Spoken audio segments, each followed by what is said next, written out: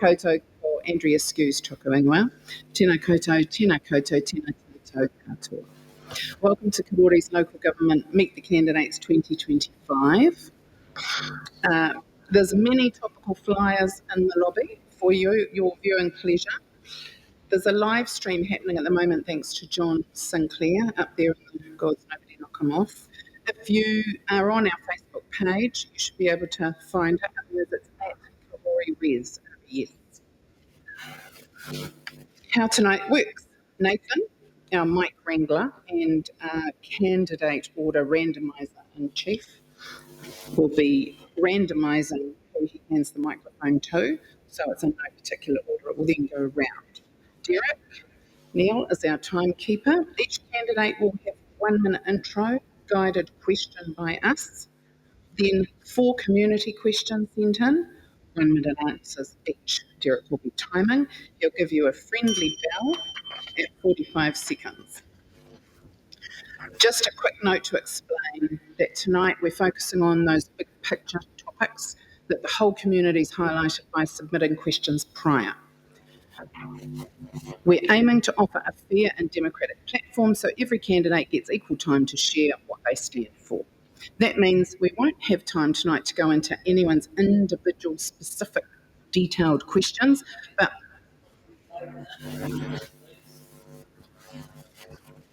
sorry? Keep going. Feel free to contact the candidates directly after the event for more detailed questions if you have them. Thanks for helping us keep things running smoothly and fairly, and we appreciate you coming out tonight to support. Audience rules, so we all get home on time. Clap, respecting different views, and enjoy yourselves. No floor questions. We've collected them previously. No heckling or abuse. Lollipop treats await people that decide to yell out via our lovely community patrol out there. So thanks to all of you for coming. Thanks to the St Ninians crew that's done all of the setup for us tonight. That is a huge job and it is very, very much appreciated. Rachel, Vaughan, Ron, and Elsa. Thanks to Karori Community Patrol who are on duty tonight. And thanks for all their volunteering to keep our community safe. If you misbehave, they're equipped with the lollipops to suck on. Thanks to my alter ego, Andrea Stewart, Professionals Relations, Real Estate for sponsorship of signs and flyers, and most importantly, the lollies.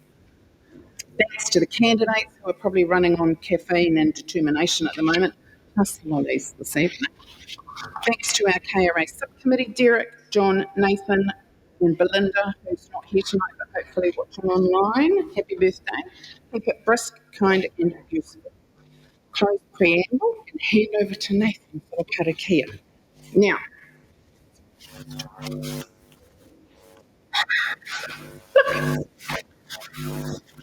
do you want the karakia? It's up to you. Tēnā tātou, konei ana Kau Smith tōku ingoa,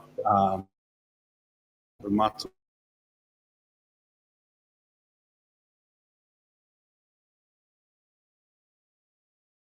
Very much middle age, unfortunately now.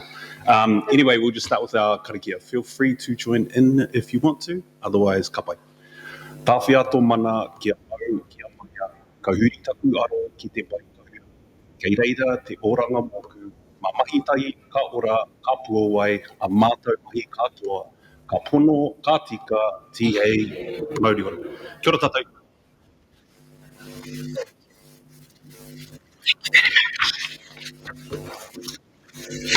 Okay, first question. Mayoral candidates, 1 minute each. Derek, are you ready with your ding-dong? If you are already in office, what have you achieved during your term? If you are running for office, what are your credentials to convince us to vote for you? Who would you like to first?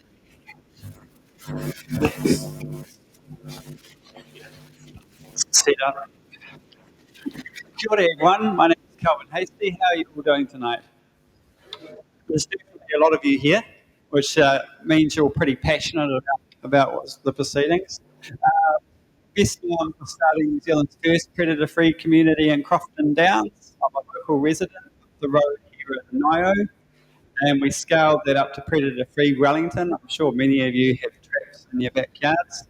Apart from that, I've got a background in large-scale infrastructure projects, so motorways, wind farms, light rail, solar, those sorts of things.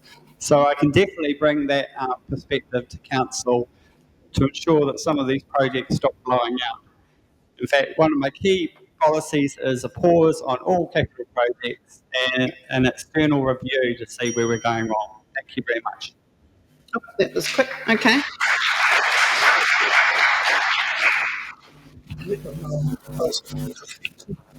Yeah, just a reminder that the first ding is that you've got 15 seconds left.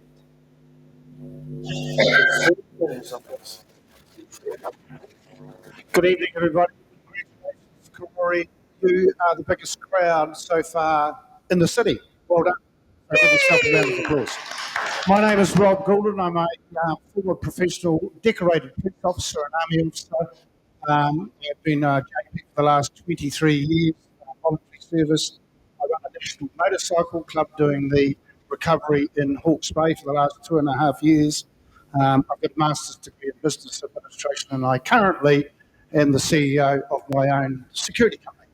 Why do I want to become mayor? I've been a councillor before between 1998 and 2010.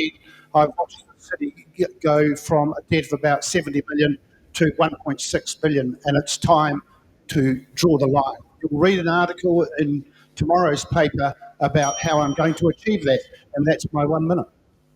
No, that was 45 seconds, but never mind. We'll get there. We'll get there. We'll get there. We'll get there. Hi, I'm Carl Market. Thanks for coming out tonight. So I had an 18-year very successful career in the financial markets before starting Cafe Ice 21 years ago. You guys might know it as a little ice cream shop, but we're actually a multi-million-dollar business. We're an importer, we're a manufacturer, we're a wholesaler, we're a distributor, and we're a hospo business. So the reason I'm standing is quite simply because Wellington's become unaffordable. It's unaffordable to live in, and it's also unaffordable to do business in. So the things that I can bring to the council is quite simply, I understand the value of money. I understand how hard it is to make money, and I understand that you need to be efficient when you spend it. So really what my focus is on is adding value to the council, making sure that we spend our money wisely, our money, not their money, because it's ours.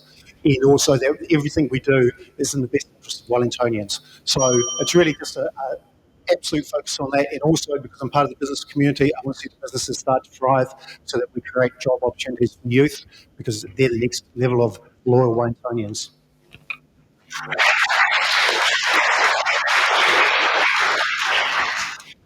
Kia ora tātou katoa, good evening, Andrew is my name. I started my working life as a lawyer. I'm back working as a lawyer at the moment. In between times, I've been the union leader, an MP, and senior cabinet minister. The skills I bring are really very much about negotiating, about dealing with a whole range of people, dealing with large, complex organisations, dealing with officials, getting the best out of that process, dealing with conflict, as I say. I see the major challenges for Wellington City Council at the moment as a kind of a cultural attitude.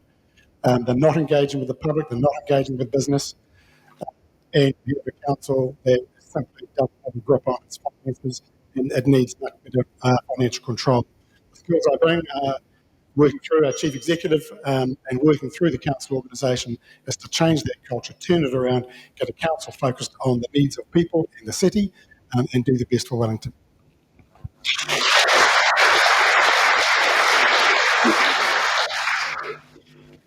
Yep, go for it, John. Hi everyone, thank you for coming. I'm Zhong Shi, a single mom of 2 lovely children who call Wellington home. Because English is my third language, I will speak slowly so that you can understand me. The skills I bring to the council table include truly listening, financial management, and experience working in international trade, international banking, NGOs, and technology. My priority are number 1, core infrastructure and essential community service. Number 2, affordable and reliable public transportation. Number 3, business-friendly environment. Given Council's current financial situation and aging infrastructure, we should focus on the must to have instead of like to have projects. Thank you. And John for vote for me, please. Wellington.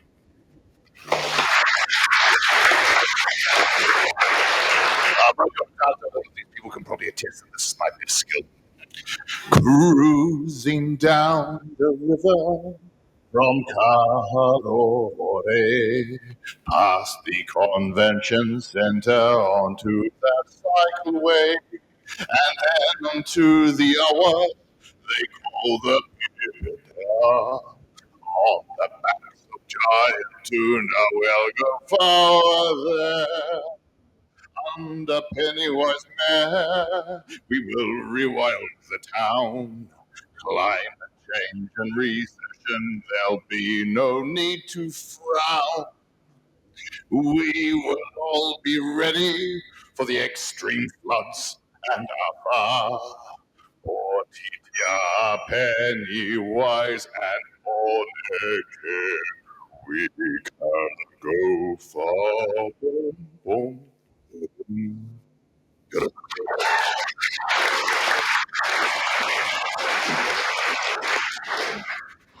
Thanks for coming out, everyone, tonight on a bit of a chilly night. I'm Ray Chung, and I'm running for Mayor and also for Onslow Western again. I've been your councillor in this ward for 3 years since 2022, and it's been a frustrating time in council, I have to say that. Last time in 2022, we had a 40% turnout of people voting.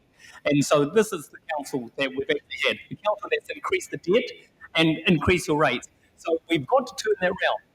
So about 2 years ago, we looked at what we're doing, and we looked at where we're actually going on council. So we decided then to get a change in council. We actually need to get common-minded people with the same values. And so we started with a team of independent to get the candidates.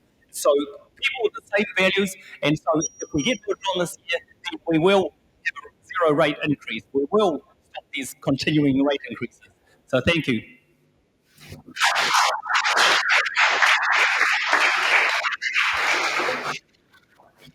Donald McDonald.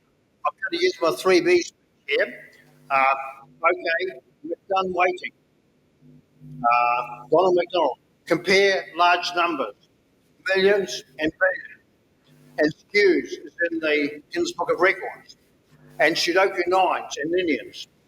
You've got to watch out for 10 times. One north, double pain. The calendar is hopeless. It's 365 and a quarter. Now, it's better than 266 minus 6 every 8 years. That's 3 quarters. And then 12 months of 30 days. It's much easier because all the dates repeat, all the days repeat. 5 weeks of 6 days. No difference. My time right up? It's a naughty 29, 30, 31. That's a hopeless calendar. Speak up. Third Monday. You can't work out the third Monday. Thank you, Donna.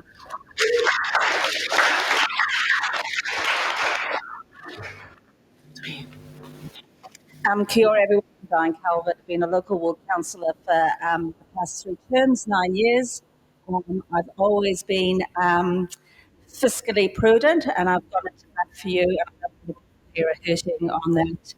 In terms of local issues, there's been a real variety. I've been really proud to work with members of the community, Leslie, on the town centre plan, and we've got 4 quarters. We've done 1 quarter, another 3 quarters to do. Lots of different things like the Karori stream clean up, even helping, with supporting the community with the set up of the community patrol, Friends Street Halloween, lots of different things. But one of the things that the last time I saw this room full was about the cycle lane going through, and we didn't listen to you. Thank you. I did, but the majority didn't.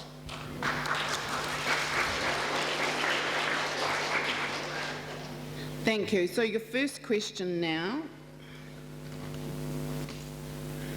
What will be your key priorities as Mayor, and how will you evaluate success in rebuilding public trust, engaging with Wellington's suburbs, and ensuring residents' voices are heard between elections?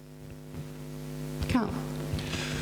This is one of the key reasons I'm standing, really. I want to have a council that we can trust, and I think we achieve that simply by being honest and actually doing what we're supposed to be doing. So how I want you to judge me is by whether I can make your rates come down a little bit, or maybe not come down, but necessarily not go up. So an affordable city whereby we're achieving the most efficiencies that we can, council, is very, very important to me. That will be how I expect you to judge me.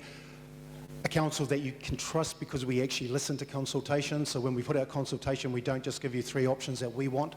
We give you options that include no change option. And when we do give you options that are what the council want to do, that we price them so that you know what you're actually looking at if they come to fruition. So it's really just about being absolutely honest. I will never lie. You can ask me whatever you like. You'll always hear the same answer.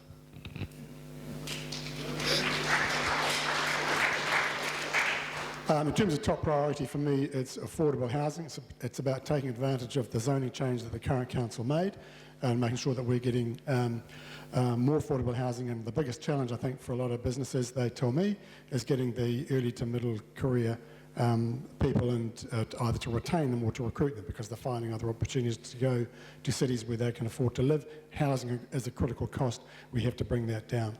In terms of engagement with the community, what I think is really important is greater transparency. So what I would introduce if I'm elected as mayor is a requirement that when the council engages, and whether it's council laws or council officers, is that the issues or the points that come out of engagement are recorded. They go into the paper that council considers, and the council officers have to say why a particular alternative proposal isn't considered, or why it's partially okay, or why it's totally not okay. That is recorded, and that's part of the council decision. That's about greater transparency.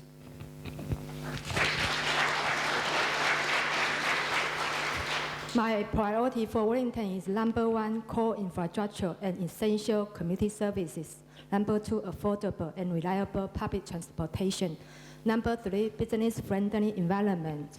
How to keep connected with the community. Number 1, attend local event to engage directly with the residents. Number 2, regularly community clinics. Number 3, talk to community leaders. Because if I get elected, I would like to have a lot of term with this 6 years, so I will behave. Thank you. Hey, kia ora koutou. The 2 key priorities of the Pennywise campaign and our rewilding plan for Wellington. Number 1, make the basin swamp again. 200 years ago, the Basin Reserve, Hawaii, was a lake. 150 years ago, it was a swamp. Then it turned into a boring cricket pitch, and we had to build giant pumps in order to stop it flooding every single year. So the Pennywise plan is to turn off those pumps, revert the thing into a swamp. If you know anything about the Basin Reserve, it's trying to turn itself into a swamp every single day. All we need to do is stop doing what we're currently doing. And that relates to our second point, which is we are going to be daylighting our awa and using them as part of an exciting new public transport scheme. You will no longer sit on a pahi on a bus, slowly rumbling your way down Glenmore Street. You will be zooming down that river on the back of a giant genetically engineered tuna. Kia ora koutou. Thank you. Thanks very much. My main priority is to make Wellington affordable again. It's unaffordable now. The council was actually spending all your money putting it into nonsensical projects that don't benefit most Wellingtonians. So I'll change this. I'll stop borrowing money. We owe so much money now. We're paying $1.4 million a week to pay back the service the $1.6 billion that we actually owe. This is 24% of your rates. Now that's increased significantly in the last 4 years. So we need to stop doing that. We need to get value for money. So we need to make Wellington safe again. We need to make Wellington affordable. We need to make Wellington fun to live in. And that's what we will do with the Independent Together team. We will stop the incessant picking on businesses. We'll make it friendly for businesses to operate so they can employ more people, so they can bring more people into the city. We want to bring shows in so that people will come to visit Wellington. They won't shy away from it. We've got to change this way that we're actually doing things. And the Independent Together team will do this for you. Thank you.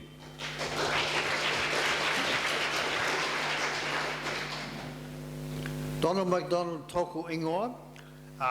Let's face it, society government is all about greedy me and you, greedy me and you. We want everything. Houses and cars, no good. Gamble and alcohol, they rip you off. You can't win. The time waster, noisy, means trouble hearing. You lose your hearing because of noisy. I stand for log job. Fix the answer. They have to do it right. Honest, timely, succinct. Proper sign off. They don't sign it off, they just say resolve. Nothing they did. You know all those jobs? There's millions. They only do about 10 jobs. I've been a candidate many times. While council, never a clear answer. Donald straight talk, don't assume. Petrol cars and electric all end. The roads will be wiping out pedestrians. Phone allowance for age 16. Reasonable talk, text, data. Participate so you can have talk, text and data.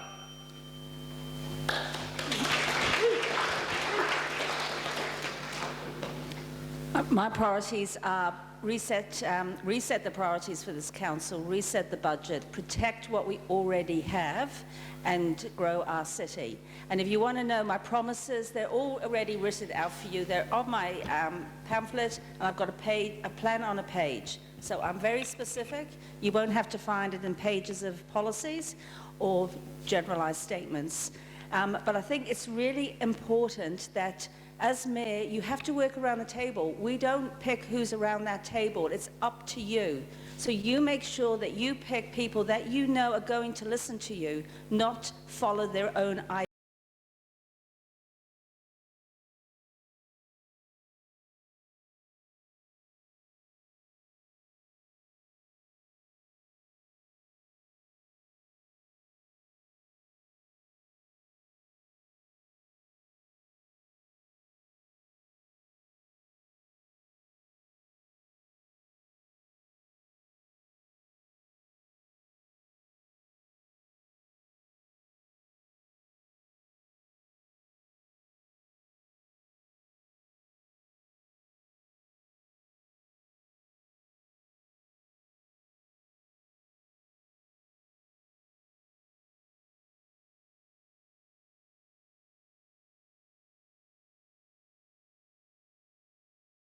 The rates, and that's what we need to get back to.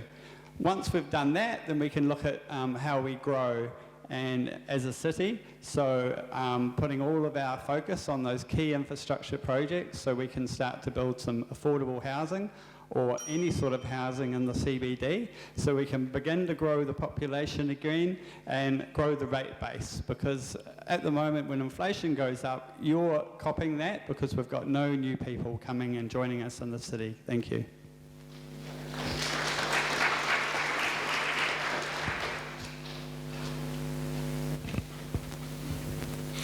If we always do what we've always done, and you always vote the way you vote, you're always going to get what you've got. We can't afford to be doing what we're doing at the moment. If we follow one candidate's policies with council housing alone, there's another $439 million spent on council housing. And he wants to build the Golden Mile, which 80% of people disapprove of, another $150 million. The debt will go past $2 billion, and our annual interest bill will be over $100 million a year. That is fact. Anyone wants to dispute those figures, they're good and they're true, and the truth isn't a nice thing to hear. I will focus on building a team, and I've got the experience and the leadership skills to do that and unite this council, because it's absolutely dysfunctional at the moment.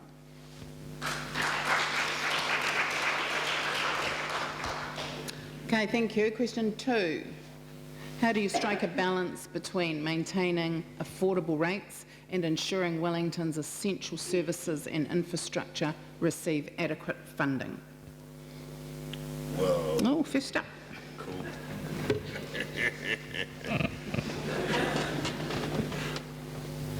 Do we want to hear about roads or water? Water? Water. Okay, Kapai Tēnā, you've just decided essential City Council policy under Pennywise. I hope you're happy. Did you know that under the long-term plan, Wellington City Council has budgeted $1.7 billion on water? Calvin, that's 1700 0, 0, 0, 0, 0. There we go. That's a lot of zeros, people. And under a Pennywise Mayoralty, we won't need that $1.7 billion of spending, which contributes to rates, because we're going to be going back to composting toilets, which will be wonderful for rewilding purposes. We are going to be having rainwater tanks, which will do wonders for resilience in extreme weather events. And it will save us $1.7 billion in council spending, and all we have to do is do away with running water. Nawadi powadi, people. It's easy peasy. Thank you. Infrastructure, getting the infrastructure right is the main thing that we actually have to do in Wellington. Under our team, we will focus on infrastructure. We will retain community facilities. That means we keep libraries, pools, parks open. So we won't be closing any of those, but we will be looking at the non-core things that we actually do. The non-core services, we'll be looking at the four well-beings. We'll give you the choice. We will consult with you, genuinely consult with you, to see if you actually think it's worth paying extra to get the four well-beings. The central government is actually looking at legislation to actually take that away from councils, but we will give you the choice about whether you want it first. So we will give you the essential things that everyone expects the city to do, and we'll be looking carefully at the things that council shouldn't be doing, like electric car charges. Private companies are doing that. Central government is doing that. So why should the local government need to do it as well? Thank you. Donald MacDonald, I'm sorry, the world's coming to an end, and you have to keep the command, or you'll be very regretting. Now, if you're disobedient, you have to pay 120 voluntary, because you all steal the parking. So when you steal the parking, you know you've done wrong, so pay 120 without a ticket. You refused your fine. The council lets you off. The cycle lanes, left and right. Direction, where the cycles are hitting you from. The bus lanes, the council said 220,000 if the fine was paid, but you don't pay. You pay threepence. So that's not going to do it. Now, water, they say resolve. Okay, everybody says resolve. What did they do? They didn't even open it. They didn't look at it. What else? Issues resolution 8565, refused for 30 years. They don't answer the problems. There's got to be honesty and succinct.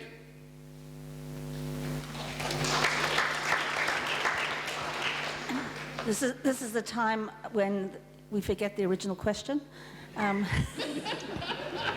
That's behind Joe on the book. Oh, I see. Okay. It's just when you start listening to these speeches and they... It's like being at the council table. So, look, and now I've completely lost my train of thought. So how do you strike a balance, Diane, between maintaining affordable rates and ensuring Wellington's essential services and infrastructure receive adequate funding? Right, so basically your water bill's going off to this new water entity, so it won't be part of your rates from next year. So that's going to be a separate bill. So we've got to make sure what we're looking at. Now the government's changing this legislation, so we don't know what's in there, what's being defined, because we have to follow the legislation. We can't decide to do something different. So it's going to depend on what's in that. But we've got to work around the table. We've got to work on where we cut. We've got to cut expenditure, and we can do it, and we can get smarter using technology as well, so we can become more efficient, effective, and productive. Thank you.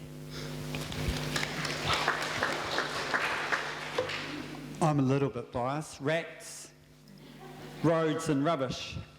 You know, that's what council core things council needs to be looking at. But then obviously core infrastructure, so once again, as I said before, we can grow our city. But on top of that, arts and culture, because we need to maintain that vibrancy, because we need to attract new people to Wellington. It's a big part of our tourism. And major events. We've got to do a little bit better with our major events so we can get more people coming into the city. Personally, I'm all for amalgamation.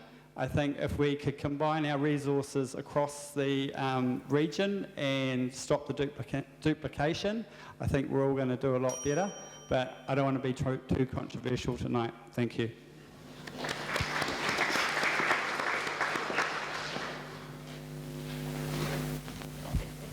Let's go.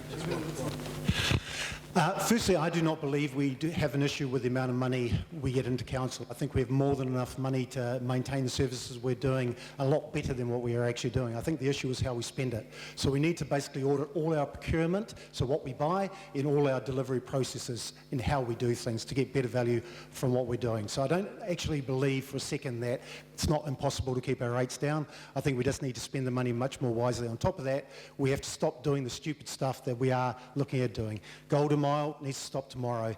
Organic waste scheme needs to stop tomorrow. Cycleway expansion needs to stop tomorrow. Gosh, there'd be so many things we could actually just stop tomorrow and all of a sudden we save like $500 million off our rates bill or the ongoing costs of it. So I don't think there's an issue of how much money we take off you. We've got to stop taking money off you and spend it a hell of a lot more wisely.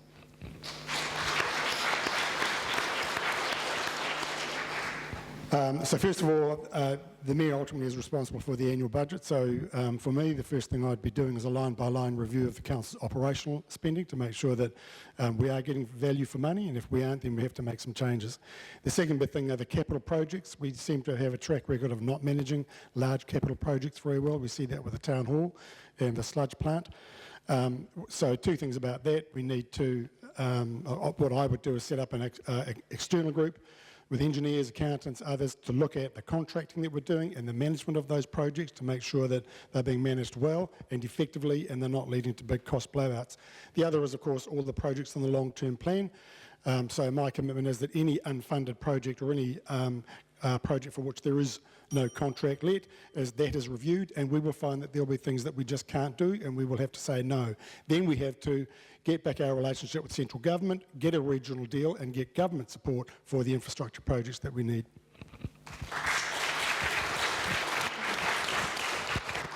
If I get elected, I will apply my financial management skill in this law. I will balance the affordable rates with essential service and infrastructure. My policy tie rate increase to inflation rate, and cut those nice to have projects like organic waste program and golden mile essential. My personal experience is a good example. 2.5 years ago, I was laid off, and today I'm still alive and kicking. I'm still able to pay my mortgage, rent, insurance, essential. My children still have their own bedrooms. Because I'm very good in financial management, so trust me and vote for me. Thank you. Rob. Thank you. I don't disagree with anything any one of these candidates has said, but no, I don't. Oh, except you. Only because you're a clown. Sorry, I just gathered myself. That's not part of my time, that interjection. Sorry, I couldn't resist it.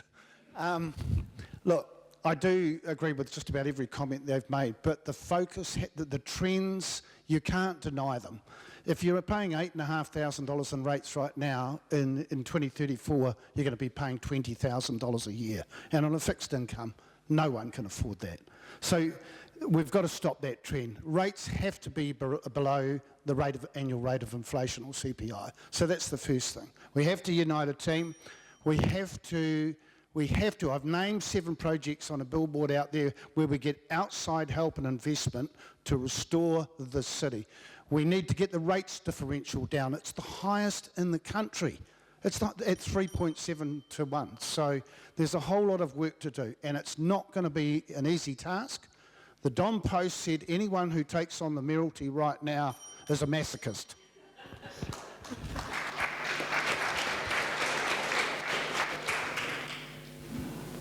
Thank you. I don't think I'm working. I am? I am. Sorry. Okay, 3. What actions will you take to strengthen Wellington's economy, manage public debt responsibility and deliver projects on time and within budget? Oh, sorry. Right, the economy. This is the most important thing to me. managing the debt, managing how much money we borrow and what we actually spend it on. I've spent the last 2 decades working with multinational companies, and every time they come out to talk to me, they said, before you do anything, do a solid business case for it. Make sure you get value for money out of it. Look after the company's money exactly the same as you would look after your own. The council doesn't do that. So we need to actually get financial stability and responsibility in with what we do.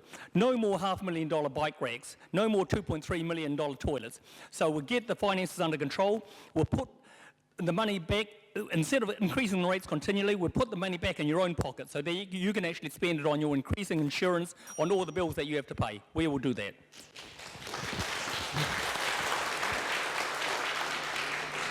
The 3B poem. Action, economy, debt. Projects on. Greedy me, that's what's about, greedy me. You want $1 million, but you've got a $2 million house and you won't pay. It's got to be absolute or choice. I'm not worried too much about that. Now, the thing is, 100 billion, I say 10 to the 11.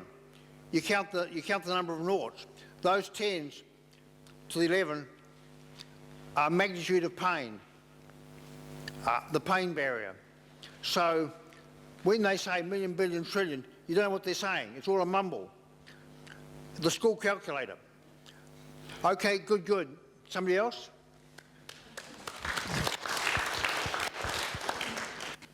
Look, the council's doing too many different projects, and a lot of what the city doesn't need or can afford at the moment. And we don't have the capability necessarily. You've just seen the sludge minimisation plan blow over by $83 million, but the council doesn't want to know what the reasons are. It voted down my amendment to do an independent assessment now. They wanted to wait another 18 months. So we've got to be open to getting feedback and actually acting on it. And we've got to also, at the moment, all our projects are handed out to engineers, and wonderful people if you're an engineer, but we don't have our own in-house engineering team, bar roading. We've got to be able to have that in-house knowledge to be able to critique the work and provide the good advice to elected members. But we've got to overall cut our expenditure. Well, firstly, we have a new CEO, so it's really important to set that relationship first thing. So it's really important that the CEO and the Mayor have a really good relationship and respect each other. And I think from there, great things can happen. Well, as I say, I've got a background in large-scale infrastructure projects. The key thing with any large-scale infrastructure project is understanding risk. So before you start any project, before you even consider beginning a project, it's that risk. So everyone around the table needs to understand that. Council officer saying that risk was put out there for the sludge plant, so they're basically putting it back on councillors and saying, we told you so. Well, it's a little late now for us, isn't it? Unfortunately. So it's about good relationships and understanding the risk of projects and those capital projects where the funds are blowing up.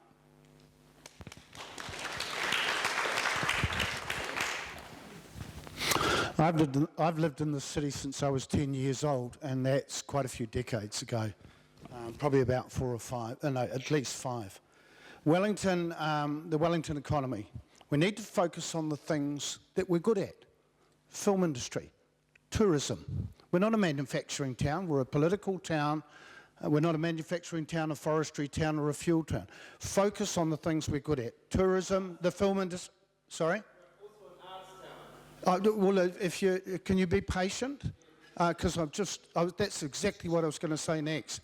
Arts, culture and entertainment and events. Okay, and the education centre, that's the first. He's all right, I'll give him a lollipop after. The debt, I've been consistent on the debt since I was publicly criticised in 2004. It's gone from 70 million to 1.6 net at the moment. If we carry on the way we're going, it's going to go over 2 billion. We need, Ray, you're right, we need to scrutinise every project, and there's a way you can do that. Stop growing the staff from 1,200 to 2,000 staff, and that juggernaut we've got sitting on the terrace, giving themselves 8% rates increases every year, and these project blowouts, okay? They can't keep occurring. And the way you do that is the way they discussed it at Kandala the other night. You put people in there that scrutinise these things.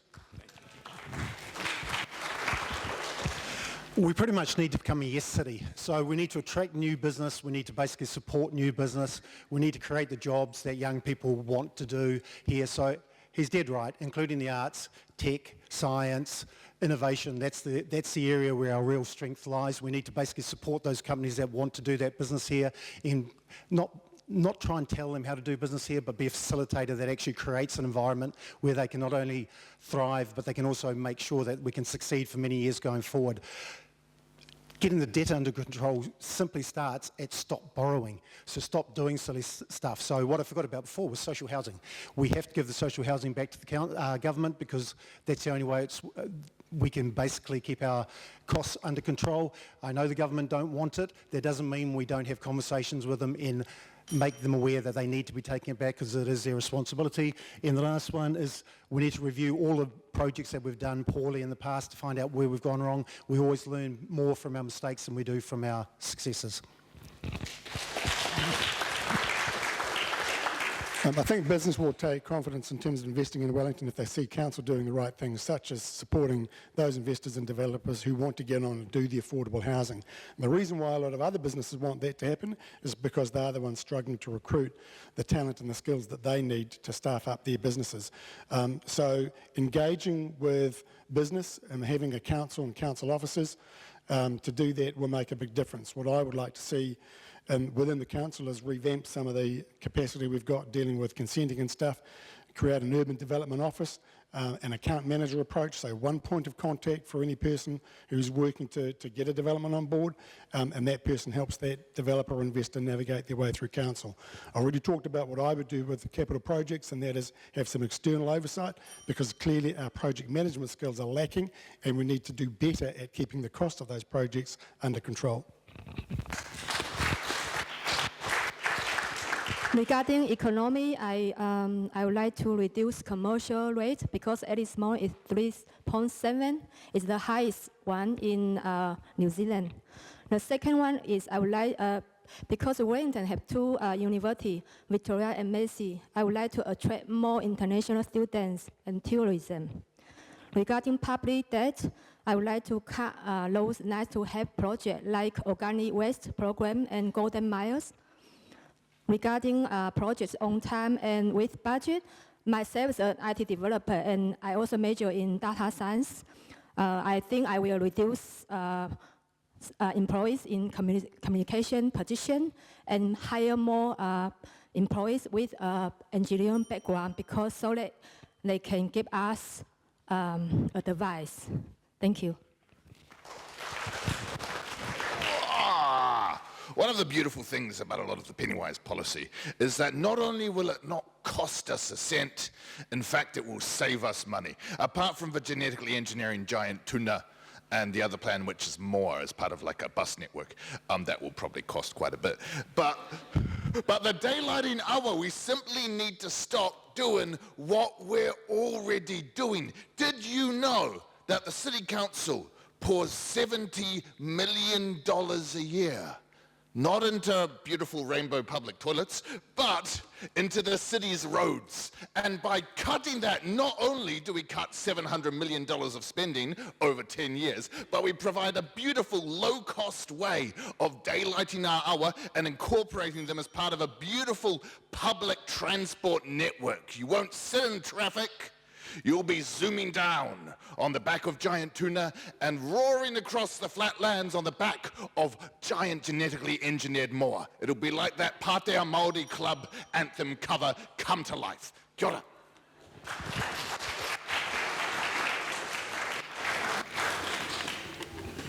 That was interesting. Okay. Just trying to gather myself. What are your views on council funding for the completion, fit-out and ongoing operational costs of the Karori Event Center? That's all right. Well, the council agreed that it would work with the community and find a way to do it within the budget of $2 million. And that's what's currently going on at the moment. And I know that the council has also provided some funding to the Event Centre Trust to enable them to do that and come up with a workable plan. So that's due round about the end of September. And if you think about it, we did it with Kandala Pool and we did it with the Begonia House, worked with the community to find a solution within the budget. So I'm hopeful that we can do the same with the Event Centre.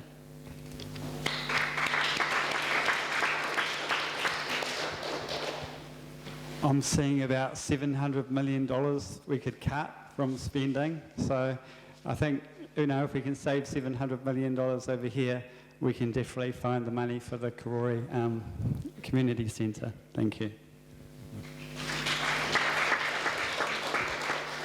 My understanding is that council's made an agreement, so we honour that agreement. Sorry, it's as simple as that. If a community centre is not core council business, I don't know what is. The fact that they're not funding it, or even questioning funding it, or even sending it back to the people to fund it is just a joke.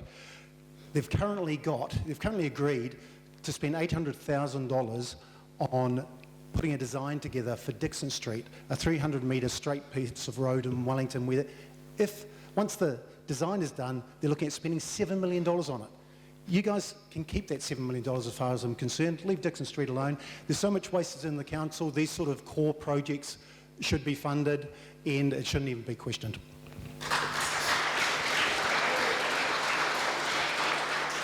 Wellington City is not just the centre city, it's made up of a bunch of suburbs. They are the communities, and community facilities in those communities are a critical part of what the council should be doing and supporting. So I'm a big fan of supporting that. As Rob has said, the Karori Event Centre was the product of a deal done, I think, by Andy Foster with the local community. I come from a union background. For me, a deal is a deal. You make a deal, you stick with it. Council's got an obligation to stick with it. Facts might have changed a little bit. You negotiate your way through. The council is in the process of doing that. But that Karori Event Centre has to be supported.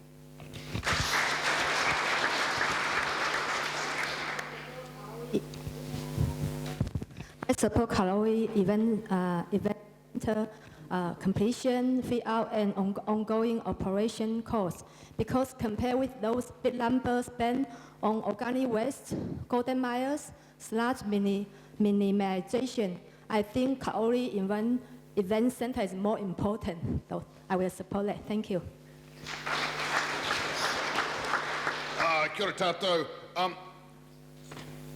Te kaho te rore. So we're probably familiar with the original name for Karori, about like a bird snare, a strong snare for catching birds. And the plan with the event centre under a Pennywise Mayoralty is it'll be yours to do with whatever the hell you want to do.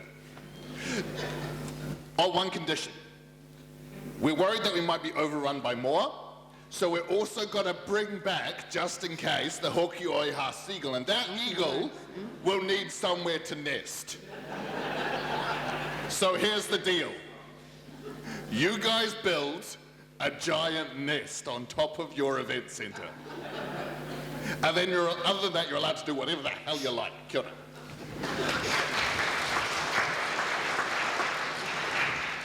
Thank you. Absolutely, we should finish the event centre. It's absolutely despicable that we have a almost finished building and we don't finish it and open it up and use it. It's just crazy. The community raised that money for this centre, and so here we are, we're still quibbling about paying to get it finished. Yet today, we had meetings today talking about how much more money we were going to spend, more new projects, absolutely crazy. We will finish that centre.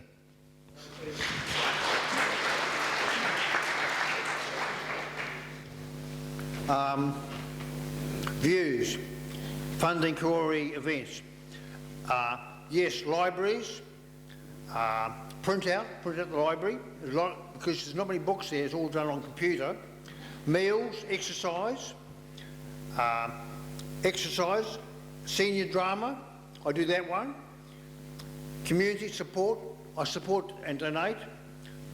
Learning and poverty and participation. Concerts, well, yes, they attract some people. Sometimes noise. Noise, cigarettes, Newtown, Newtown Fair, that's a deaf one. And gambling, I've done it.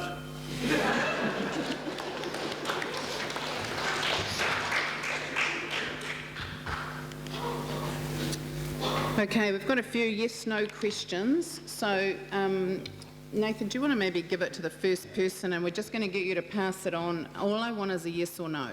Capiche? Number 1, do you feel Karori Tunnel is fit for purpose?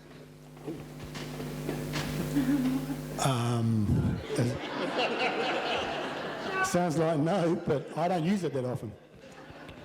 I'm sorry, I'm actually not qualified to answer that. I'd have to ask you guys. I'd like to only say no. It's not fit for purpose because it doesn't take double-decker buses, but they're going to change the buses. Boy, thank you.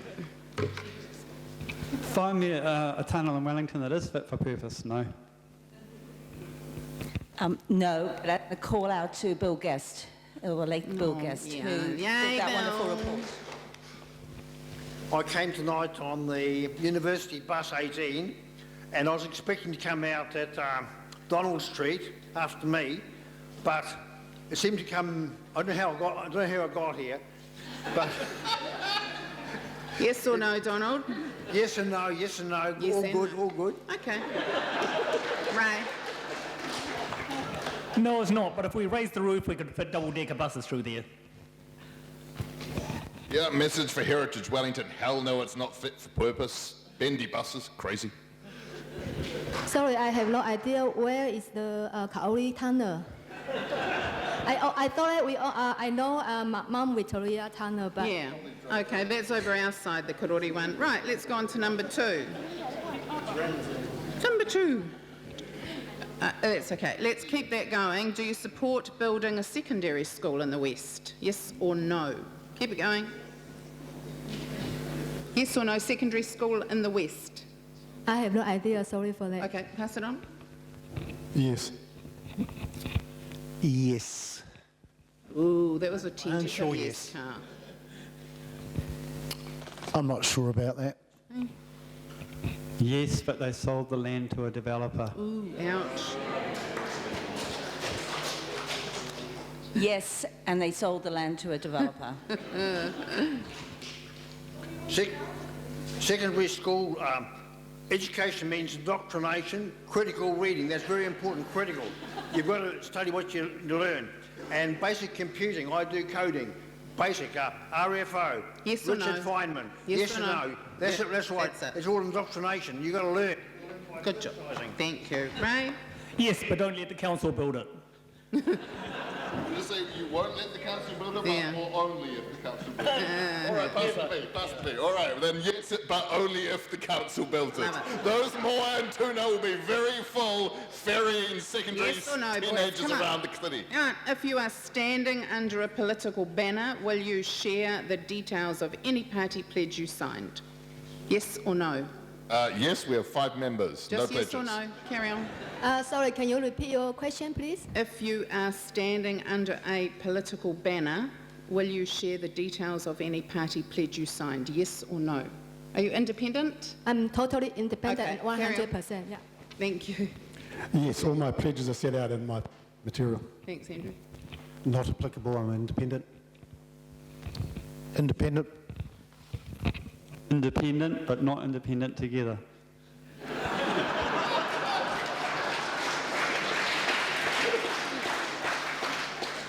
Me too. Donald McDunn waiting. It's my turn now. Second coming terms, Passover. My principal place of residence is in Paikawakawa. I'm also standing for mayor. Okay, disobedient pay 120 because they need the money for the parking. Thank you, Donald. Independent and opposed to party politics. Keep going. Keep going. Will your leadership balance intensification with the protection of neighbourhood character to improve housing affordability and support a stronger council role with central government in delivering social housing in Wellington? Do you want me to read that again? 'Cause that was a lot.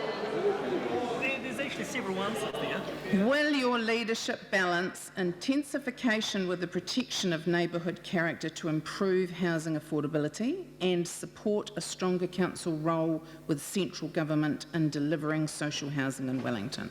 I don't know. I didn't write them. Yes or no? Yes, yes. Yes or no, Donald? Yes or no? You can do it. Okay. Okay. Yes and no, pass over. Sorry, can you just ask that question again? No, seriously. I'm going to kill my committee on this one. Yeah. Fair enough.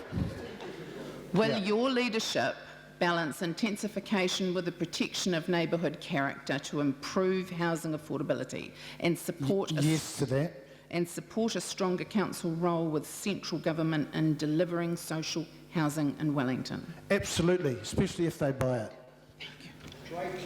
Yes. Yes and yes. I will say it depends. No Soviet-style tower blocks everywhere, and yes to working with government. Good job. Okay. One last one, then I'm going to just ask you to do something. So, last one. Do you support organic waste collection, and if so, what is the cost to the individual households? Is that a yes or a no question? I don't bloody know. Yes. Yes, and I imagine it's much cheaper than building a second rubbish dump, people. I don't support organic waste program, and if I get it, I will stop it. Yes, I don't understand the rollout of the program. It won't apply to apartments, so I want people, residents who need organic waste collection. I'm not a favour of the current proposal of the scheme. So no, I'm the same. And the same, No to the current scheme, but yes to community compostation.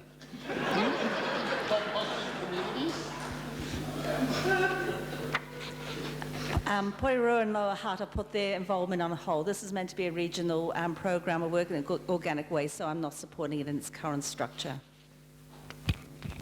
You heard it, organic plastic bags, windy landfill, warm dry homes. Can I say anything to add to that? Great. Absolutely not. It's going to suck up everyone's money. It's going to add 4.5% to your rates. Okay, now I'd really like one more thing. We're doing really well for time here. I don't know about you, but I'd really like someone to explain in simple words what a single transferable vote means and how you think we should use our votes. Okay, you've got 1 minute each. You don't have to answer it, but anyone that's really good at it, put their hand up. Go on. The beauty of a single transferable vote is that you don't need to vote a particular person because you're really worried. Some of you might be really worried that if you don't vote for one of the boring candidates surrounding me, that the wrong boring candidate might get in. So my answer to that is you don't have to waste your first mayoral vote on one of these boring clowns. Because of single transferable vote, you can waste your #1 mayoral vote on this clown, and if you really want to stick it to them, give that candidate your #2 or your #3 vote. Kia ora. So STV is there. If you have a candidate you like, you put the #1 as your favorite one, and then the #2 as your second favorite one, something like that. But if you don't like someone, you hate that so much, please don't write there. Don't vote. Don't give them a number, because if you give them a number, like for example #6, if the number, the top 5 didn't get elected, that vote will go to #6. So make sure that you vote when you do the ranking. Make sure that you just vote for those that you at least not hate them. Thank you. Yes, so something like 12 or 13 candidates. You can choose to vote for one, you can choose to vote for 13, you can choose to vote for any number in between. And if you choose to vote for more than one, then you just put a number next to them, 1 to whatever the number you want to vote for, and rank them in the order you want them. So in the Mayoralty and also in the ward, you only get one vote. Only one vote counts. Your first vote keeps your vote until they get knocked out. If you don't have a second vote, your vote disappears. If you have a second vote, then it goes down to the second vote and the third vote and the fourth vote. So if you want to make sure your vote counts, you probably want to list 1, 2, 3 at least, I would say, of the people you would like to have on council. You don't need to, if you don't want to, if you've only got one person you like, just vote one. But you're better off having 1, 2, 3 just to make sure your vote eventually goes to someone that you most like. First person is always your favourite, second's always a second favourite, third's always your third. It's as simple as that. It's actually a great, easy system in reality. The question was, actually, how does the system work? And I've just come from a lecture just before I came here of someone who's an expert in it and is publishing the Courier poll, which I can't give you the results of. I don't even know, Courier poll, which will come out tomorrow. And some of these people are going to be disappointed by where they are. So, no, that's true. It's just the way it is. Anyway, the way STV works is, as they've all explained, 1, 2, 3, 4, 5. Not throw a dart at put the election paper up on a board and throw a dart at it. Smart choices. Go through the booklet, look at the people that you think are best going to work together and serve on a team together. That's the first thing. Second thing is rank them, and just remember, it's not just the first cut. If you leave someone off, they don't go through on the iterations, and it may, like the Mayoralty last time, took 7 iterations before we got, I won't mention her name. It's really, really simple. If they're too miserable to turn up to the debate, there's some people missing here, write them on the back of the envelope. Look, it's very simple. Give me your number 1 for mayor and number 1 for councillor. You know my name, McDonald Waiting. Anyway, the one you really want. If that one isn't successful, you have a fresh choice. I know because candidate about 6 or 8 times. And Dominion Post bans me. Democracy, no democracy. New Zealand Herald, Wellington Regional News. On next week, I got a big ad because Dom Post, no, they ban me. I'm too good for them. Vote for someone whose values match your own, and vote for someone who you trust to look after your dog. Thanks, everyone. Okay, so we're at the end now of that one, and we're going to give you guys some time off. Thank you.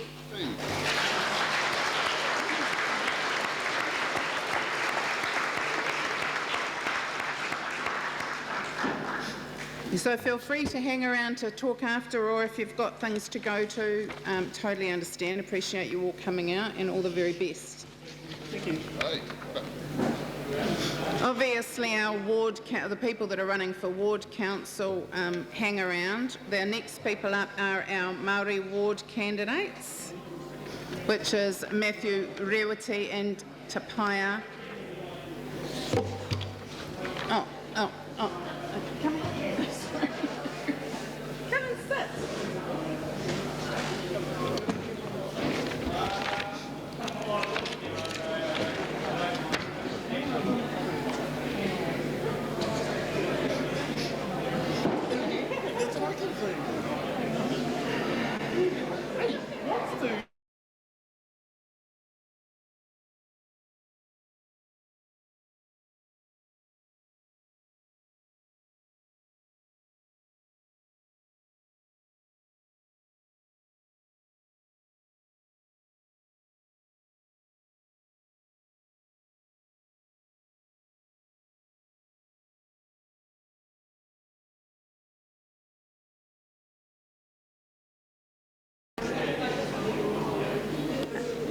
Unfortunately, Mayor Tori Whānau won't be with us this evening, so representing Māori ward candidates are Matthew Rewati and Tapaia Parangatai. Welcome.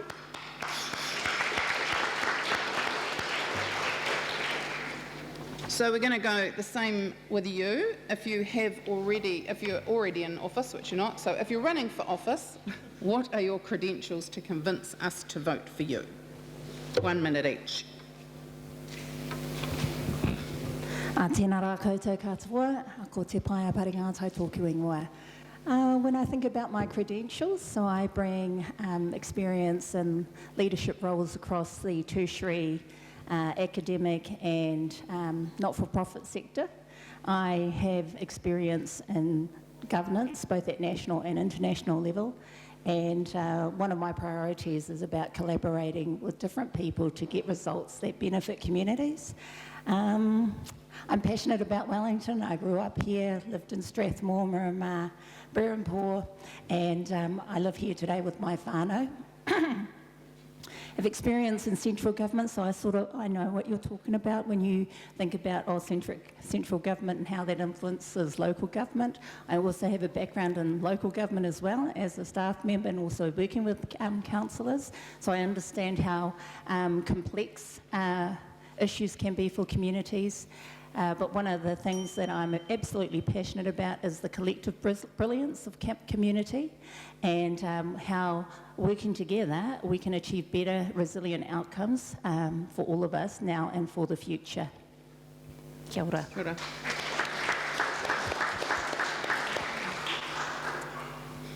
Kia ora koutou, ko Matthew Rewati tuku ingoa, he uri ahau o Te Atiawa ki Poneki. I live in Johnsonville, I grew up there, but for 10 years I lived here in Karori, and my three older children went to Karori Normal School. I feel very much a local. I'm still playing football for Waterside Karori, so I'm still out here quite a bit. If I'm elected, I would like to be considered the fourth councillor to represent this area. So I do know a fair bit about it, a little bit about Karori. Granted, it's been 10 years or so since I was here. My background is in the charity sector, not-for-profit sector. I've worked with people in crisis. I've worked with WWF, New Zealand Environmental. I'm the Deputy Chair of Te Atiawa Fisheries, and we are manaki for the environment around the waters of Wellington, including our harbour and our coastline. Kia ora. So it's pretty much along those lines. Again, our first question is, what leadership skills, experiences and personal qualities do you bring to the role you're standing for, and how do they make you a strong candidate? My candidacy is we've heard a lot about why people are standing. The reason I'm standing is I whakapapa to this whenua, my whānau whakapapa back to my tupuna signed the treaty. They were here 200 years ago. My point of view is from that whakapapa, but also for my children and their children and our mokapuna. For me as a Maori candidate, it's all about that continuous aki of our past and our future.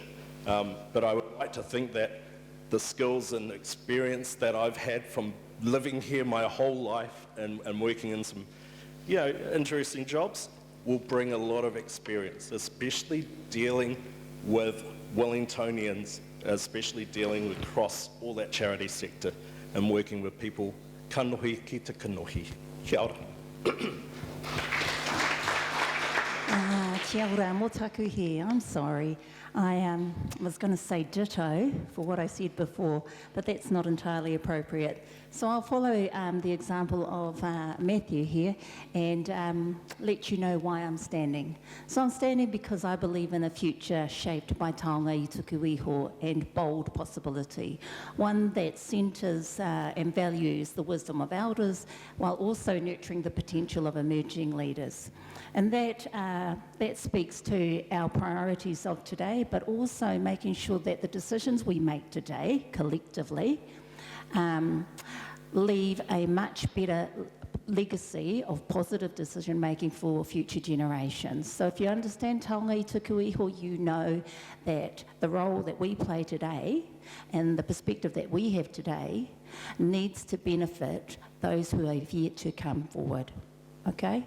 And when I listen to a lot of what's been talked about today, we can see the decisions of the past not necessarily benefiting us today. So we need to be mindful of that as we go forward. Kia ora. Kia ora.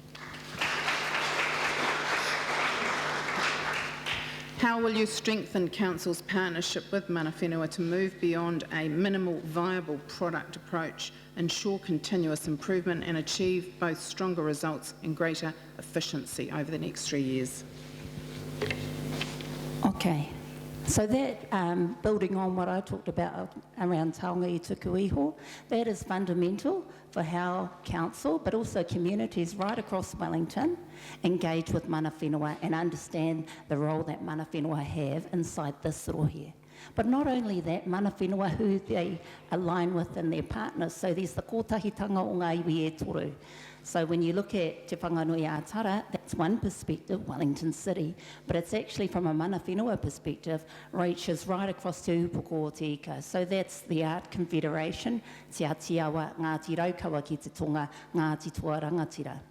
So if you know a bit about me, I'm Waikato Ngāti Porou, but I have a hononga to Ngāti Toa Rangatira, Ngāti Kuia, Ngāti Koata, Ngāti Apa ki te Rātoa, and I'm also a descendant of the Waka Kurahaupo, which links into Taranaka Iwi, which is Parihaka.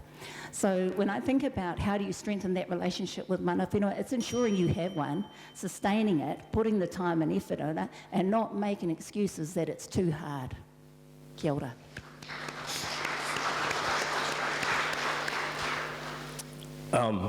Some candidates will talk about working with mana whenua and building relationships with them, with mana whenua. I bring the relationships with me. There's a big difference there. The thing about mana whenua and the complexities of Tao Māori and of iwi politics is that you've really got to know the people involved, you've got to know the history and you've got to know the story in order to get things done. So I bring those relationships with me and I want to use them to work for all people in Wellington, Pākehā, Māori, everyone. The value of having someone who knows that and is able to quickly work through those iwi structures is so important to getting this part of council going and working well, because you can avoid all the complications that are thrown at you and you can go straight to the get on the phone. And I'll tell you what, if you're not mana whenua, they tend to stop turning up to meetings. I can't do that because Auntie will get on the phone and she'll give me a hiding or something like that, right? Thank you.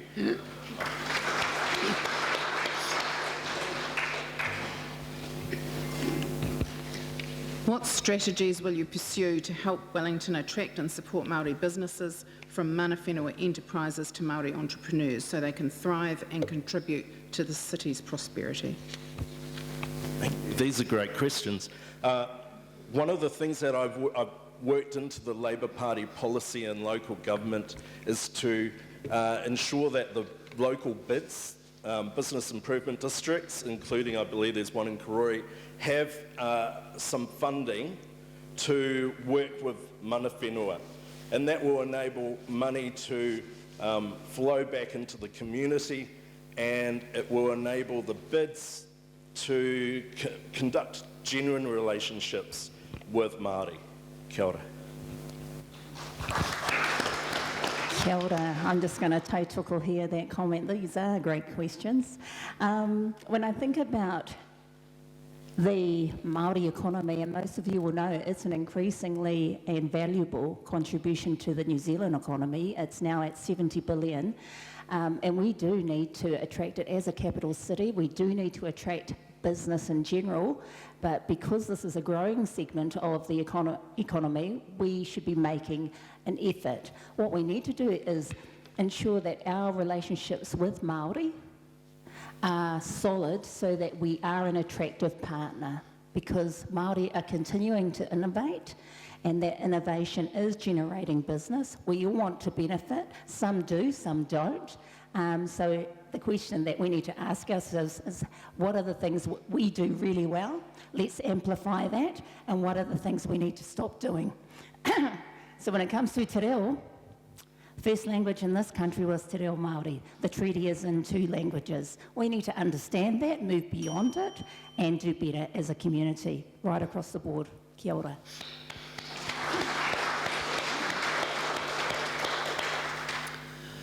If elected, what steps will you take to ensure future development in the western suburbs is environmentally sustainable and addresses issues such as poor water quality and local streams? Yeah, very, very good question. It really needs to be a holistic approach to the development that includes this, from a Māori perspective, that we care for te taiao, as well as being a kaitiaki of the awa and moana for the rohi, Wellington. I also work in a space of funding sustainability and climate change. And it's very important that we manage how our waterways are protected. As I'm sure most of you know, with Karori Stream, to support funding of local groups like the people who protect Karori Stream. We need to take a community-led approach, I believe, and listen to the people and make sure that there is community funding for these groups and that they can do their work. Kia. Kia ora. I don't think I'm going to say anything too different to my fellow candidate here, because I absolutely value lived experience, mātauranga Māori, and the collective wisdom that sits in this room. You know your stream better than anybody else. And I can see that there's a lot of experience of people who have environmental and sustainable expertise. So it's tapping into that, and I absolutely believe in community participatory forums that provide the solutions that we need to undertake.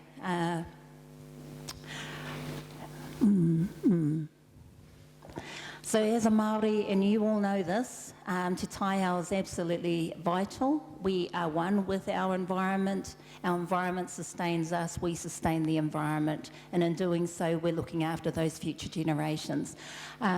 A lot of my thinking is centred around what's in the best interest for future generations that are to come. Are these the best decisions that will enable their prosperity and leave that legacy of positive decision making? So I need to say that it's with your input and with expertise of people that specialise in these areas that we find better solutions to go forward. Kia ora. Kia ora.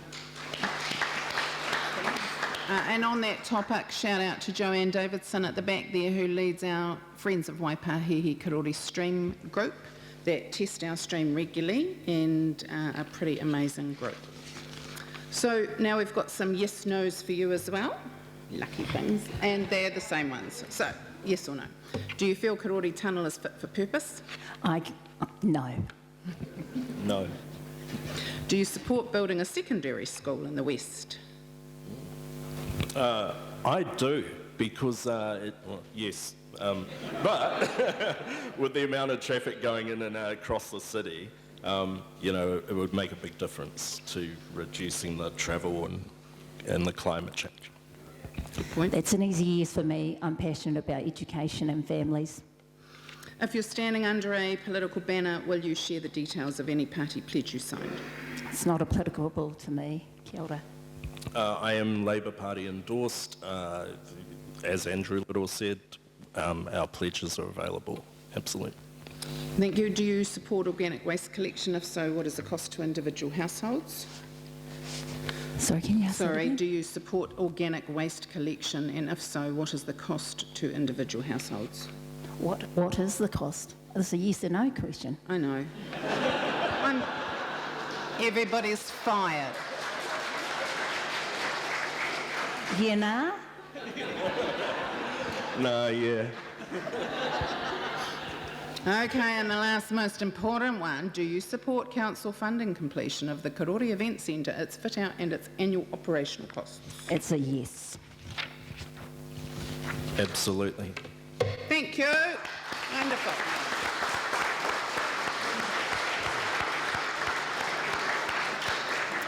Okay, we'll swap over with our final candidates, which are our Western Ward candidates. Thank you.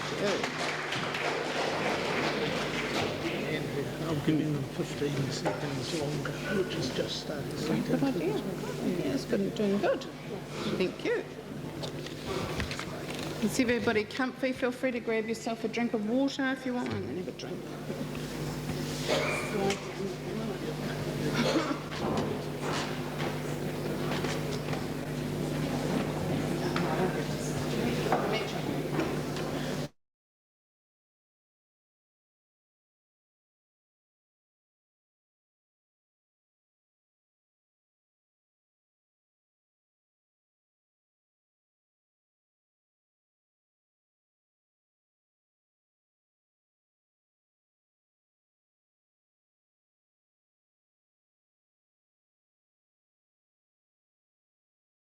Anybody doing it? Okay.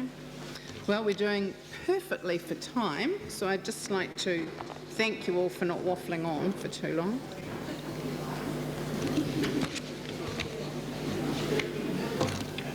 Ready, Derek? Ready? Okay, let's go. So we're going to start with our first question. If you are already in office, what have you achieved during your term?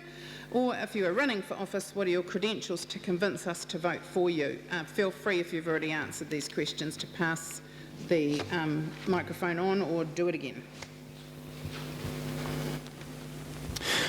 My name's Guy Nuns. I'm a builder of 25 years. I'm a mechanic of 11 years. I've been to Victoria University. I've been to a theological seminary. That's more than any other candidate standing in all of Wellington as far as I know. I believe Wellington needs concrete skills, excuse the pun. We've got a whole table, minus one or two maybe, of bureaucrats. We don't need all of that. We need some real life diversity. That's me. Thank you.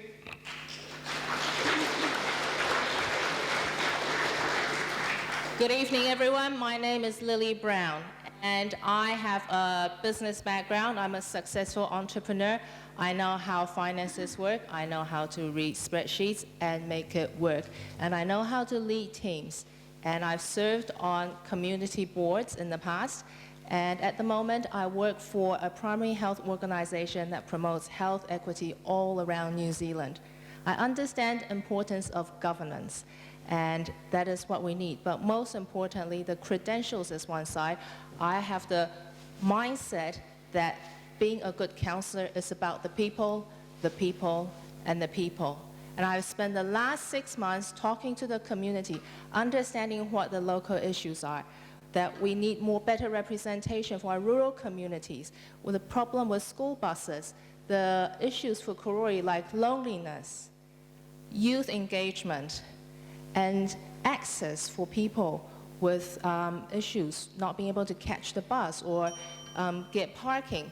So the next 6 months, I will be hopefully representing you in council with my listening skills to advocate for your interest. Thank you. My name's Calvin Hasty. You've already heard from me. You're probably getting a bit of sick of hearing from me by now. I've done my predator-free thing. I'd also like to say I am the Chalisic Park Adopt-a-Spot Manager. So if you're wanting to get an adopt-a-spot and plant some native trees, come and see me. I'm pretty passionate about that. So I'm passionate about community. I'm passionate about where I live in my community down at Mayoral. And my kids attended Kandala School here many years ago. So I'm passionate about you all, and yeah, as I say, I've already done my spiel, so I better give someone else a chance. Hi, Ray Bowden, standing for Onslow Western, of course, as a councillor, and I grew up in Lyell Bay, raised a family in Newlands, and I've been a project manager and IT consultant and an IT service engineer, and lots of life experience through family and through work. And one of the things our party stands for, Act Local, is common sense. And we've currently got a majority Green Labor council, and we've gone virtually 50% rate increase in the last 3 years. So we've gone from 4K to 6K per household, and we owe nearly $2 billion. That's $30,000 each. Each ratepayer owes $30,000 plus interest, and it's not sustainable. We just can't do it. There's a ton load of new projects coming out all the time. The Golden Mile, that's $150 odd million that is not needed.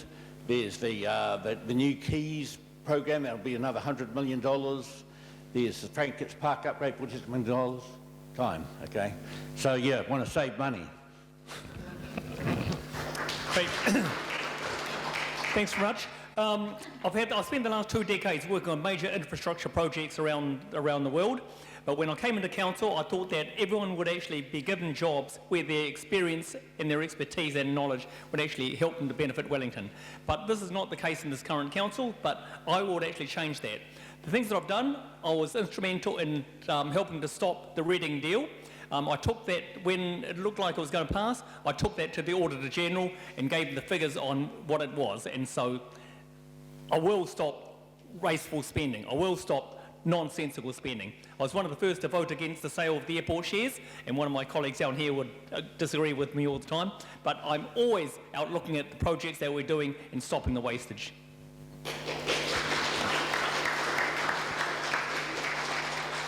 I'm Diane Calvert, and I won't cover off what I said before, but I stood for council because I wanted to represent my local community. And so I've always been a strong advocate for community facilities, but also in a way that we can afford. So I've always been disciplined financially, and that's where I've advocated for you all, because I know it's been really tough. And I've also advocated for a balanced approach to our transport system so that you can still get in and out of your houses, and so you can still travel up and down the likes of Karori Road, and businesses can still function, which in some parts, and also you can get to Karori Park on a Saturday and find somewhere that you can drop the kids off. Thank you. Kia ora koutou, ko Joy Gribben Aho. I'm a experienced governance and executive member. I have worked in central government in the Prime Minister's office. I've worked in local government in Christchurch as the principal advisor on climate change. I have policy and economics expertise. I believe I can make a difference on council because I know how council works from behind the scenes. I've been a staff member.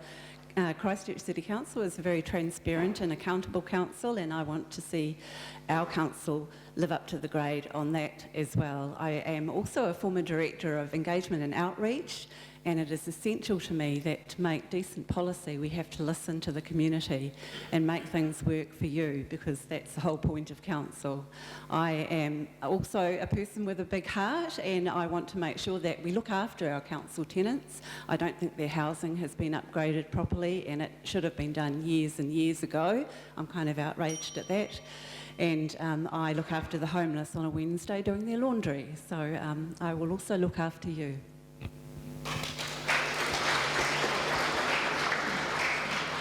Kia ora koutou, ko Rebecca Matthews tōku ingoa. It's been an honour to have been one of your city councillors for 6 years. Some of my achievements, I removed library fines on our library system, which led to a 30% increase in borrowers in the last 3 years. I led the planning system. Overhaul is a once-in-a-generation opportunity to create thousands more affordable homes in Wellington.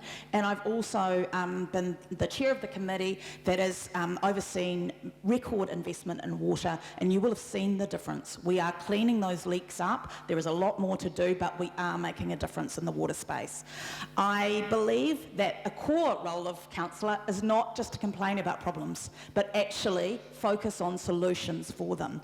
And recognising that they are real, but be constructive and have a vision for the future, implementing it sustainably. And I want to just celebrate some of those successes and acknowledge that I am in a community where there are Kiwi burrowing, and that we live in a beautiful city that has a lot to offer the rangatahi that are here today, and I am proud to make decisions for the future, not just for the past. We have to embrace our future as a bigger city, a beautiful city where people and nature will thrive.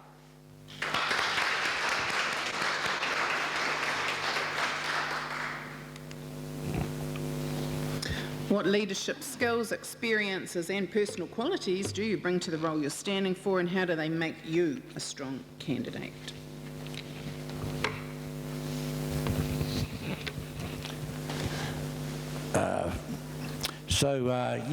I believe in honouring your word, like, for example, the Karori Event Center.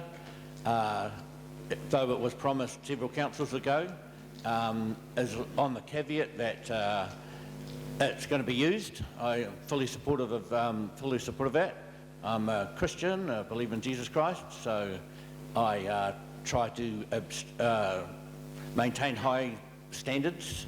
We're not all perfect, but as a Christian we try, and I'm standing for council because I just want to see that the finances are out of control. We need to stop the waste, stop wasteful spending, and I'm against the war on cars. Basically, I don't approve of some of the cycle lanes, and I want to get rid of the judder bars. There's European judder bars now that only activate when cars are going over speed, and we don't need all the judder bars that are there at the moment. They're just rolling out at an incredible rate, and there's other obstacles that we need to get rid of. We need to get Wellington moving, and also we need to accept central government money to push a road through from Nairanga to the airport to efficiently travel around Wellington and get rid of CO2, because efficient roads get rid of CO2. Thank you very much. A lot of you would have been coming to my constituent meetings. I have 3 constituent meetings a month, and I've had them since I was elected in 2022. A lot of you have come to these meetings and explained to me your problems and your issues. I'm always available to help people. I look at everyone's problems, everyone's issues, and try and assist them wherever I can. So my experience, my background, I've mentioned to you, I've spent the last 2 decades working on major infrastructure projects throughout the world. In these companies, they're billion-dollar companies, American, British, German, and Swedish companies. And in those companies, they've always taught me to stay focused on the objectives, stay focused on your target, focus on what you're doing, make sure that you achieve them. I've led very, very highly talented teams, sales teams around the world to actually achieve these million-dollar sales, and I bring these skills to council. Thank you. Well, I've been fortunate to have served under 3 different mayors on this council, and I can tell you leadership is really important, but also being able to have consensus around the table and to be able to not necessarily get things through just with 1 or 2 votes. It doesn't work, it's not sustainable, and that's one of the challenges that our council has had over the last term. So leadership is really important, but it needs to we need to make sure that we learn what's gone on and we actually don't repeat it again in this next term. So please be careful of who you elect. Thank you.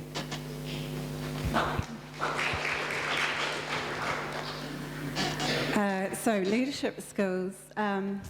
I grew up in working class Mount Ross School as the child of professional parents, and I saw inequality around me all the time. It was impossible to miss it growing up in that situation. And I believe in a fair go. I believe in fairness, and I believe in making sure that our community is one that cares about each other and that ensures that you can have a quality of life in the wonderful Western Wellington ward without having a high income. And that's where I'll show leadership in putting the community activities first and making sure that you can enjoy the best of our libraries, our pools, our sports parks, etc. My experience as a leader is I love uniting people around a goal, working out how we're going to make it happen and getting the job done. The whole process, ticking it off, making sure we're making progress, ticking it off in the end. And I think if we're united around common goals, we will get the job done.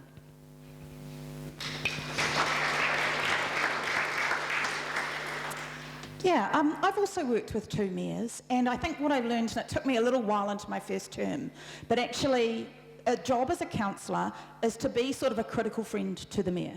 And I have supported both the mayors that I have worked with, because whoever you vote for as a city is the leader of our council, and I respect that role.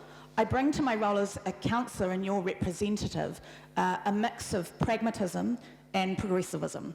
So I think that is really important. This ward, if you are someone that tends to sort of support parties of the left and the green nature, that you have someone who is experienced, who knows council, who has a proven track record.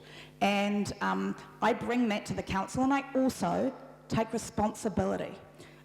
So many candidates, and sometimes long-serving people, almost as if they had nothing to do with anything that happened.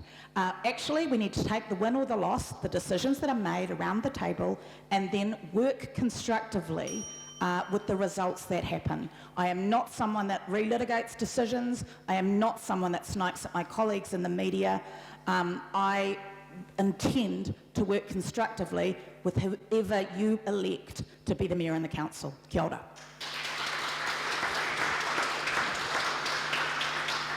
I want to make a slight digression here. My heart is really heavy today, and it's heavy because at 11 o'clock last night I was making up that banner that many of you will have seen when you came into Karori this morning.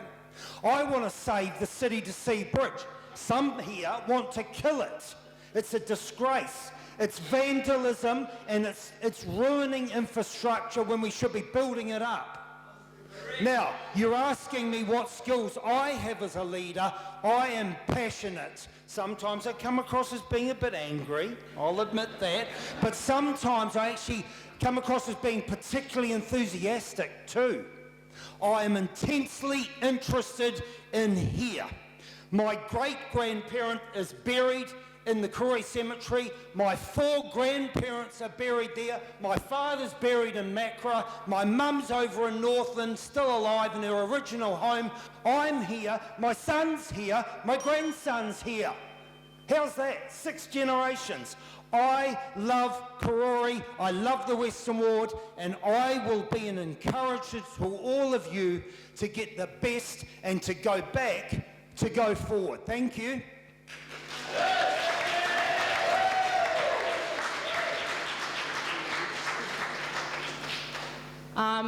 It's quite hard to follow that one, Guy. So I'd like to focus on my personal qualities, which is a bit different. I believe I have the tenacity to stand up and speak up for you. And I have the drive to succeed. And I'm willing to do the hard work. I spend a lot of time understanding the local issues. I think that is really important as your local councillor, is to understand what makes up our community. It may sound a bit creepy, but I do know that 30% of you have cats. And about just as much have dogs. And 50% of us drive to work. And 17% of us catch the bike. That is what affects Karori as a community.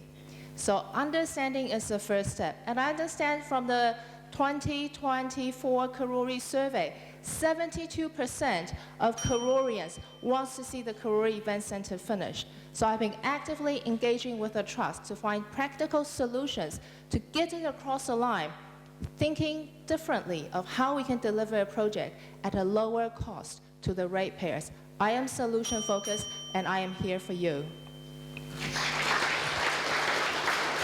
I'm sold. Wellington's the only city in the world with increasing biodiversity. I started New Zealand's first predator-free community in Crofton, which I scaled up across the city by working with other community leaders. Karori was one of the suburbs that we did. And then I went and I spoke to the Next Foundation and I applied for us to be predator-free Wellington. And out of 190 applications valued at $2 billion, guess who won?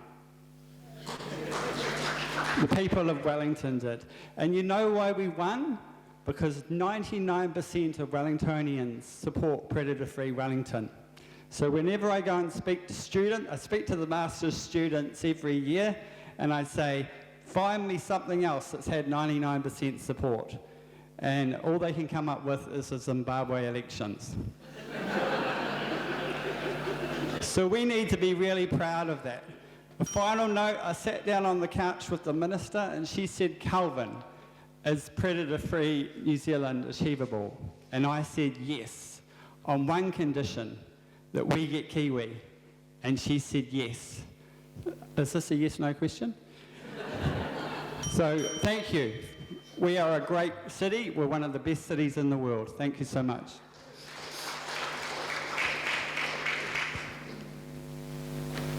What specific actions will you take to upgrade Karori's roads, footpaths and stormwater infrastructure and to complete the township development plan?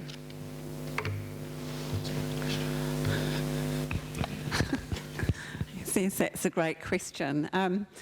So we do obviously need to look after our local roading and our ensure that it's good enough for all of us. So that's a matter of making sure that we have a long-term plan. What I'm interested in is having a long-term financial plan for the city so that we're not putting rates up and down like a yo-yo, that we have slow, regular investment in our infrastructure, and that includes our roads, but it also includes our water, and it also includes how we look after our communities. So I would ensure that our long-term financial plan is worked out so that we can invest properly in our infrastructure, including our roads.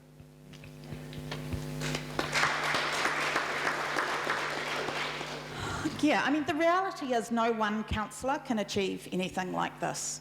And that actually, in order to build a budget and an LTP like Joy talked about, you need to be able to work with your colleagues, continuing to talk to the community and look at the sustainable investment we need to make as a city.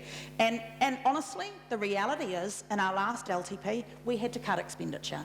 And we did. We've cut hundreds of millions of dollars. However, now that the water will be going to a new entity, the council needs to regroup and look at how we can, build that investment in our local community, in that basic infrastructure, together as a group and sustainably. And so that is important. It doesn't just mean environmental sustainability. The rates increases have been too high. However, you need a majority, and plus one or two or more if you can, to come up with a financial plan for the city. So I'm not going to make an individual promise about what specific actions I can take. I will commit to you to continue to work for this community and get the investment that we can to improve all of those things, plus our transport, plus all of the other things we need to do. Kia ora. I bring a tradesman's eye to everything I do. So there's practice and the KISS principle. Everything I do, every single time I do it, I'm trying to think, what can I do to make it better? I'm looking at the roads here and I'm seeing 10, 12, 13-tonne buses going along these roads, and the roads are all cutting up. Now, back in the day, I didn't see that so much. The bitumen might have been a bit better from our own refinery, of course. Now it's from China. I believe we don't need these speed humps everywhere. What happens when a big vehicle goes over a speed hump? Okay, go down to St. Teresa's, look both sides of the speed hump, it's destroyed. And that road was only sealed about 2 years ago. You know it, you see it. Okay, I suggest that for public transport and roading, we go to some smaller vehicles. How often do you see a bus going down the road? There's one person in it for a 13-tonne bus with all the maintenance costs in the world. We've got to think a little bit outside the square. That's why I think we need a tradesman for council, because I think a little bit differently to most of these others. Thank you.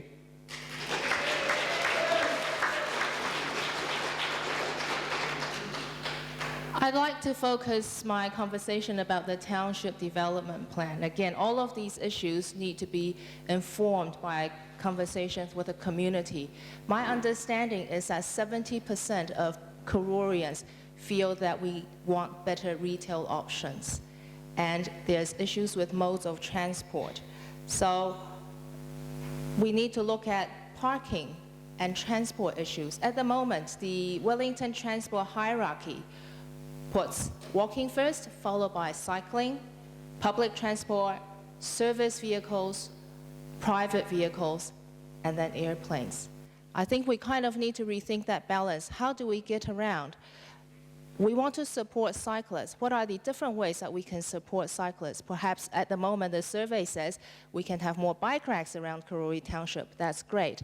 We need to look at it holistically, and most importantly, it needs to be based on community feedback. Thank you.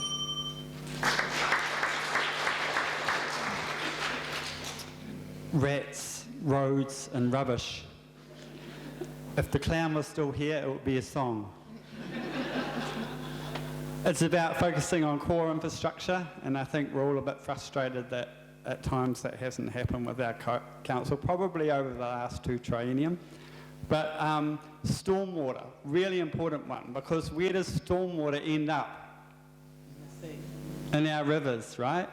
So especially when it comes to new development, adding new development, we've got to be really, really careful with stormwater. There's one particular stream called Tyler's Stream down in Kandala. Most of you wouldn't have been in there, but if you had, you would be quite shocked, because all of that Kandala stormwater goes into that stream and it's really decimated it. Whereas we've got these beautiful streams in Chalicet Park, Karamako Stream and the Kaiwharawhara, and they're still beautiful and pristine because we need to manage that stormwater and growth really, really effectively and really carefully. So are we giving our stormwater to a metro authority, water authority? Let's hope not. As communities, we're going to have to stand up for our streams and rivers.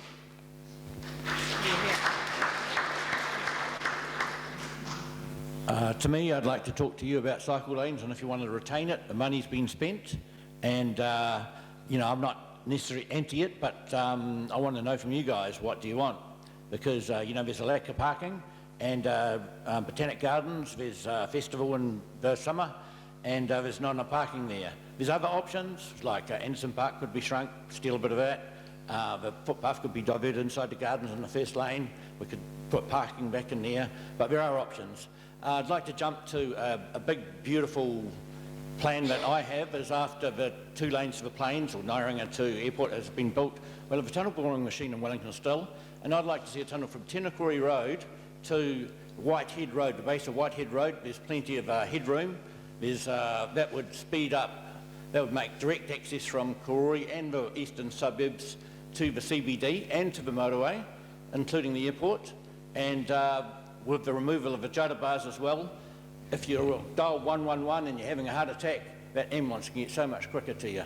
So it's a time saver, efficiency, and other things like to see would be just efficient transport around. And the current tunnel is not good enough, but as I've seen it, one bus has to stop, both directions can't go, but that's my time up. Thanks very much. I've said to you before that I will focus on the core things that the council does. Infrastructure is right at the top of that list. So we will look at those. When Karori was looking at the cycle lanes, planning the taking away the car parks and the main street there and putting the cycle lane in, 70% of people in Karori didn't want it. They voted against it. They did submissions on it. This council, they say that they go to consultation, but they don't. They banned having town hall meetings like this, because they say that they're unsafe environments. I will bring these back. I will consult with all of you, genuinely consult with you to see what you actually want. This is your suburb, this is your neighbourhood, this is your home. You have every right to say how you want it to be. I've talked to emergency services. The ambulance don't like all these speed humps because they say that if they've got a passenger in the back, it shakes them and makes it much more dangerous for their patients. I've talked to the fire service. We had one of my friends here up in Collier Ave. He had an attack, They called out the two ambulances, one from Johnsonville, one from Thorn and Key, and they took a lot longer to come here than they would do normally because they had all these roadworks in the way. So they called the fire service down at the other end of Karori Road. Instead of taking 3 minutes to go from the end of Karori Road to Collier Ave, it took 13 minutes. We will change those. We will stop these incessant speed humps everywhere. They don't benefit anyone. Thank you.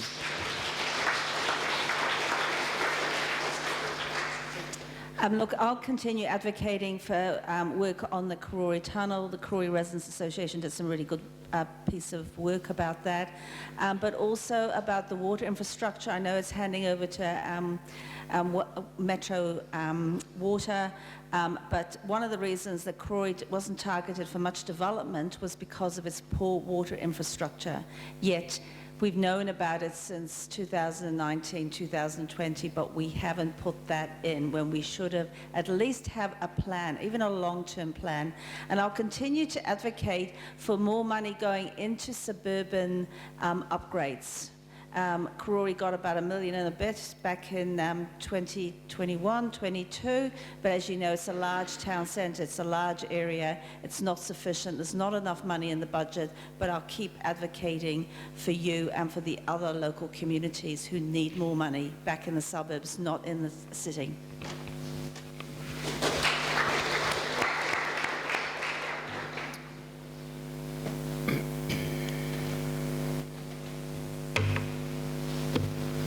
How do you view the Karori cycle lanes and future cycle lane projects, and how would you define success? Under what circumstances would you support retaining or removing them? Oh. Dun, dun, dun. Cycle lanes is one of the most contentious and divisive issues that literally divides Wellington, yeah?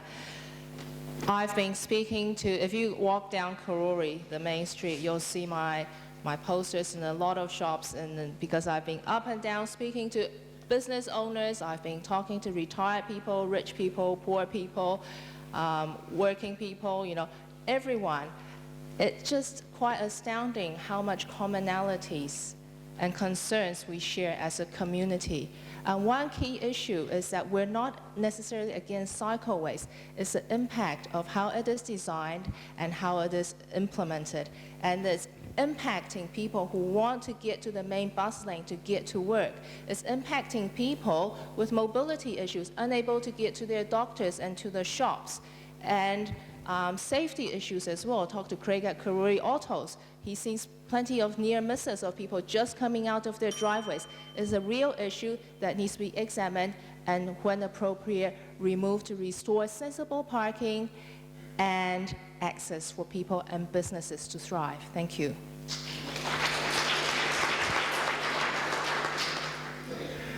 I today completed my 3,100th door knock. Who's had a door knock from me here?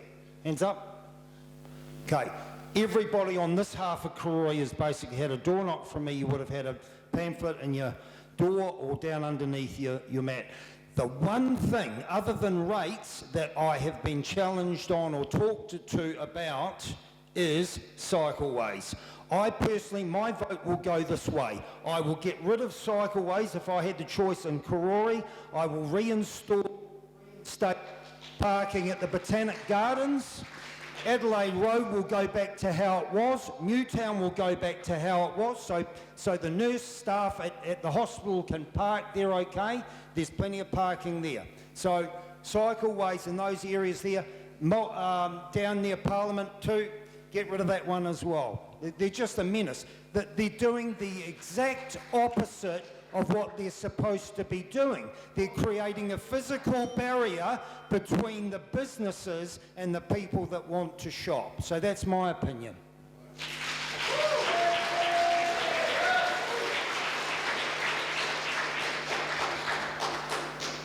I support safe transport options for all people.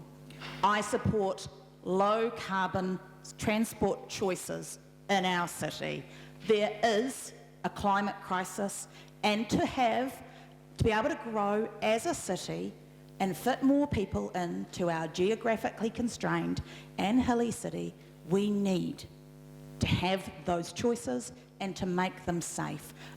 There's been a question about a high school in Karori. There currently isn't one, and central government has no plans to build one. So let's have a safe and protected cycleway so our young people can ride their bikes to school.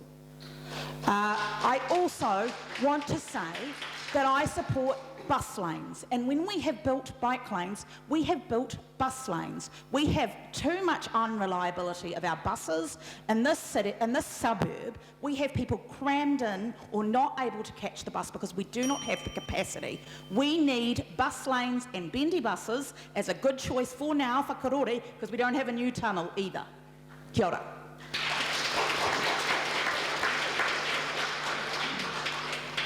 I also support all forms of transport, absolutely. And I've talked to some on the doors, some people who would really love to agree with the cycleways. There's a lot of goodwill out there. It's amazing. And people feel kind of embarrassed to say, look, I'm finding it really difficult with the cycleway, even though I think it's a great thing.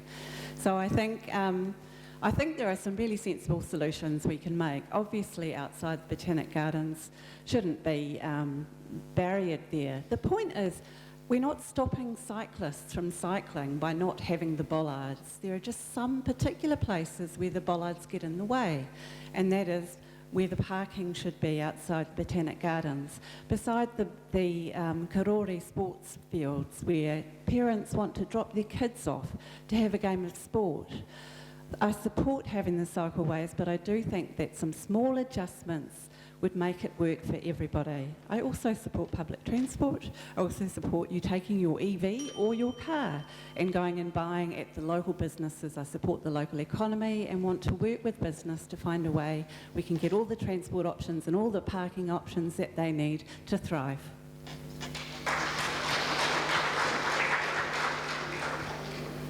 In our transport hierarchy, one of the aims is that we carry more people in less vehicles. And I've been a strong advocate for peak commuter time bus lanes in Karori. And I was told that we couldn't do that till 2030. It turns out we couldn't do it to start with because the cycle lane took precedence. And that is when we had a secondary route, but it was chosen not to put them on the secondary route. Now, we did try and find a compromise, and I did work with the local community to try and reinstate a better solution around the Botanic Gardens and up by Karori Park. Just a few months ago, that was voted down again by the majority on our didn't listen to the people of Karori. So I'll keep advocating for that, and I hope come the election that you'll elect people that actually will listen to you. Thank you. There are some cycle lanes in Wellington that work. Round the bays, for example. Now, so many people enjoy those, but it's safe to have them there, and they don't disturb any businesses. They don't affect any other people detrimentally. But there are so many other cycle lanes in Wellington that do. You know, take Glenmore Street, for example, and they talk about unforeseen consequences. Well, you know that rubbish trucks have to stop in the middle of the road in Glenmore Street because they can't pull over to where the bins are. Same with the recycling truck. So the truck stops there in the middle of the road, and the traffic builds up behind them way back to Tinakori Road, while the driver gets out, walks over to pick up the bin, to take it across the cycle lane to collect the rubbish. Exactly the same as street cleaners. The street cleaners can't get up against the footpath, so they have a driver getting out, using a leaf blower to blow the leaves over onto the road so that they can clean them up. This is absolutely ludicrous, so they never thought about that at the time. You know, so put the cycle lanes where they can put them, where they're safe to put them, but don't put them in places like Molesworth Street, where they affect other people. In Adelaide Road, the Blind Institute there, people walk out onto the bus stop there, go across the cycle lanes, and 2 of them have been hit by cycles going past. So let's be sensible about it and put them where they can be put safely.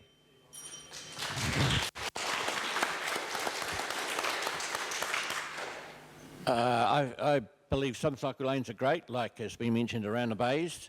If I was in council, I would be promoting around the waterfront all the way to Hutt Road, which would mean there wouldn't be a need to get involved in city traffic. borrowing or buying 1.5 metres of the wharf, so to speak, just putting a second fence, just 1.5 metres in. That would have been a great story. But generally, cycle lanes in Newtown, lots of businesses have had to close because no one can stop outside, including down in Thorndon as well. Not just up the top, but down the bottom as well. Lots of businesses have closed, and so where it works and it doesn't impact other people, fine. As I said earlier, I'd like to see your opinion really on the Karori one, and I believe we're not in a carbon crisis, climate emergency. There's 33 models being made, computer models, and they are all saying between 0.2 and 0.9 degrees raise. There's only 0.1 is in actual in 10 years. Oh, I have to apologise, I believe in climate change. But apart from that, I'd really like to see the safety data on the cycleways, because the one that I see quite often is it Hutt Road, along where the Waitomo is, down the bottom there. I've seen a lot of people get cleaned up down there, sometimes a couple a week. It's mainly people turning left, and they're blind. I mean, your head would have to turn 360 degrees to be able to see behind you.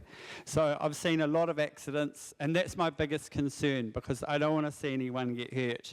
So Wellington, we have a limited bandwidth when it comes to our main arterial routes. We've got trucks and buses travel down those routes. Why can't we have the buses, the cycle lanes on more minor arterial routes? That's what I'd like to see, just because I don't want to see anyone killed and I don't want to see anyone get seriously injured.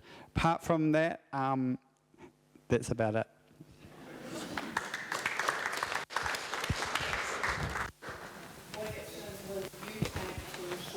Wastewater treatment plant has the capacity to support future development in Karori? I've actually been talking with Wellington Water about some of the fixes that this needs. But again, this is going to be handled now by Metro Water, and how that relationship is going to work, I think it's still being worked through. But I think the important thing is that for the city councillors, for the mayor, is to make sure that we are prioritised, because if we don't have this working, everyone knows what happens next. Well, none of us want sewage flowing in the streets, our streams and our rivers, do we? So it needs to be dealt with, and it needs strong governance. The water, just because we're moving to the local water done well model, doesn't mean we abdicate our responsibility. We need strong governance over this new water body. It needs to make sure that it starts operating, not spending 3 times as much to fix the pipes, not putting their data into Fulton Hogan where it should never have been, as a conflict of interest exists. We need good governance on this council to make sure that water agency does the right thing for us and doesn't overspend, and we don't want another cost blowout. We want to fix the pipes. Get it done. I just want to back up what Diane said, because the reality is, in this region, Wellington City Council has had its attempts to improve accountability, improve the contract delivery and value for money from Wellington Water. These have been frustrated by the other councils in the region. And the process that we are undergoing at the moment, we need some level of proportional voting in the new water entity, because at the moment, the proposal is basically one council, one vote. And we hold nearly half of the assets and the population in the region, and we will get very limited say over what happens. So we need a strong negotiated position for Wellington City residents in the new entity, and that is something your current council, and I want to say almost to a person, has supported and are working to achieve. Kia ora.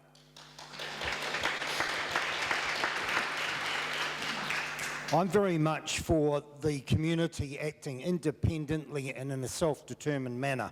And I think we need to be in control of our water resource. Being a tradesman, as I've said before, I want to be the plumber. I want to be the council plumber now. I want to know all about water. Why don't we strain and filter our wastewater at source, in our homes even? These systems are available. We can reduce that, and we'll be reducing what's going down further downstream. So I want to take a slightly different approach here. I want to think outside the box. Water is going to be a perfect storm, excuse the pun, for all of us. We've been told there could be $7,000 in 10 years liability for each and every ratepayer.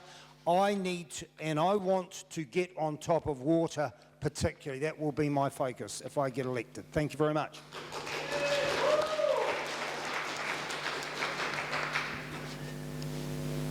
There's limitations to the role of the councillors. I think for good governance, we cannot believe that we're good at everything and we know everything and we can ask all of the right questions if we think that we're false. We need more than politicians on the appropriate governance bodies to ask the right questions. That's how we got into big trouble with Wellington Water in the first place. It's a bunch of politicians bickering, not asking the right questions, not coming to any resolutions. We need engineers on these boards, and councillors can provide oversight and some input, but we need specialists to provide input. And how do we make sure that the Western Ward has sufficient water and capacity? Is by having councillors to be there to be your strong advocate and be your voice. So two-pronged approach, specialists and councillors advocating for you. Thank you. I'm not going to pretend that the new water authority is not going to be a disaster, because it is. Basically, it's going to be formed, it's going to have KPIs. There's some large problems around the region. Hutt City, for example, needs a new treatment plant. We're all going to be standing in line, unfortunately. Where this wastewater treatment plant sits in the line, I couldn't tell you, and neither could anyone else, because that authority hasn't been formed yet.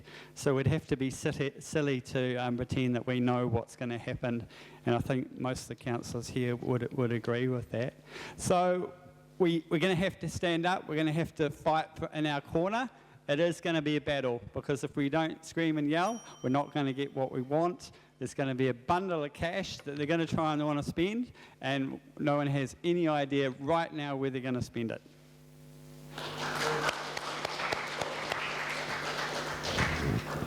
I'm just pretty disappointed, really, that the decision's been made just prior to the election to actually form this entity. I think the new council should be making that decision.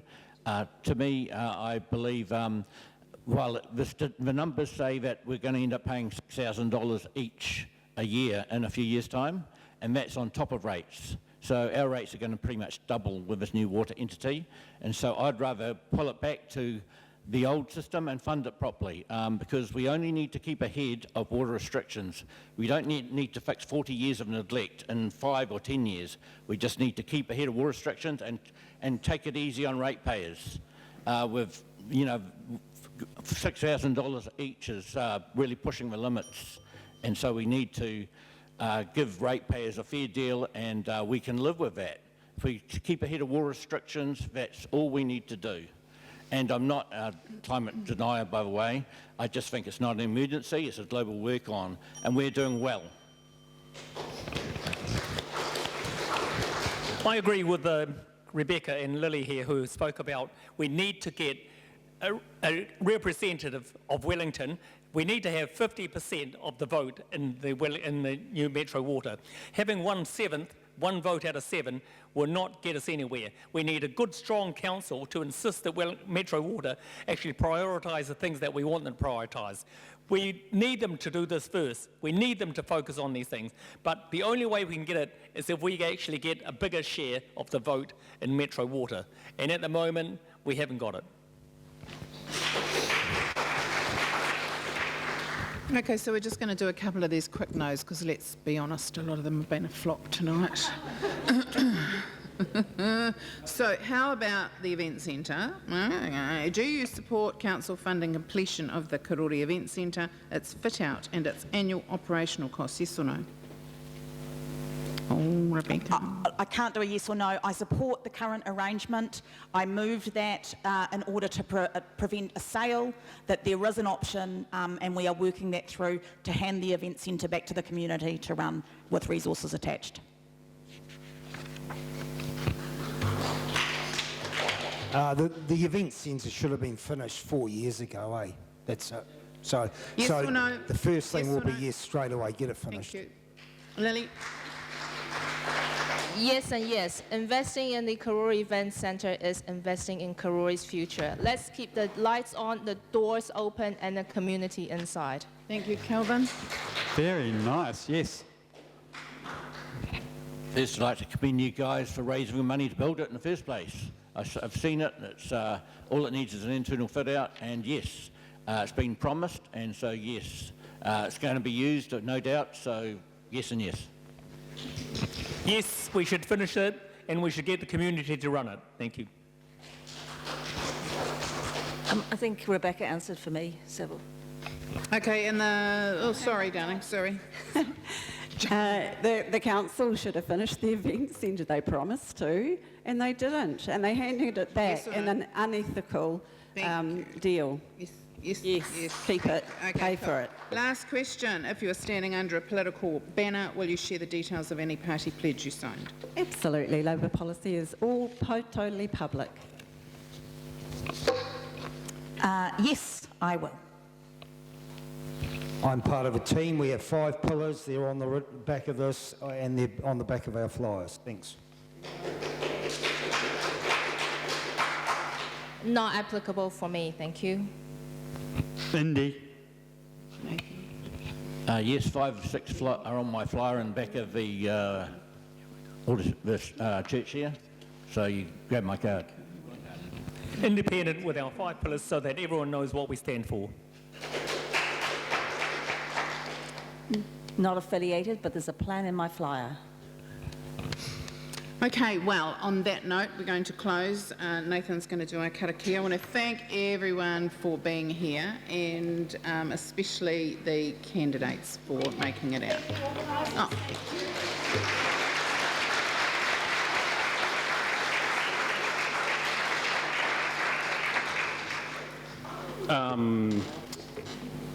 Get out and vote. You've listened to people here who you find something in common with, others that you don't.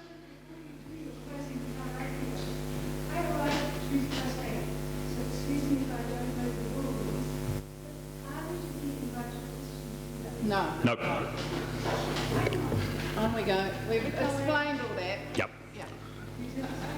Feel free to We go did. to another one. You can have a chat with Andrew afterwards. Yeah. Ka pai. Go out and vote. Make your voice count. Ka pai. If you don't vote, the change you might want to see or the change you don't want to see might occur. Go out and vote. Get everybody to vote. Ka pai, let's close there. He karakia whakamutunga. Ka hiki te tapu, kia wātea ai te ara, kia turiki ai te marama, hui tai kia. Kia ora.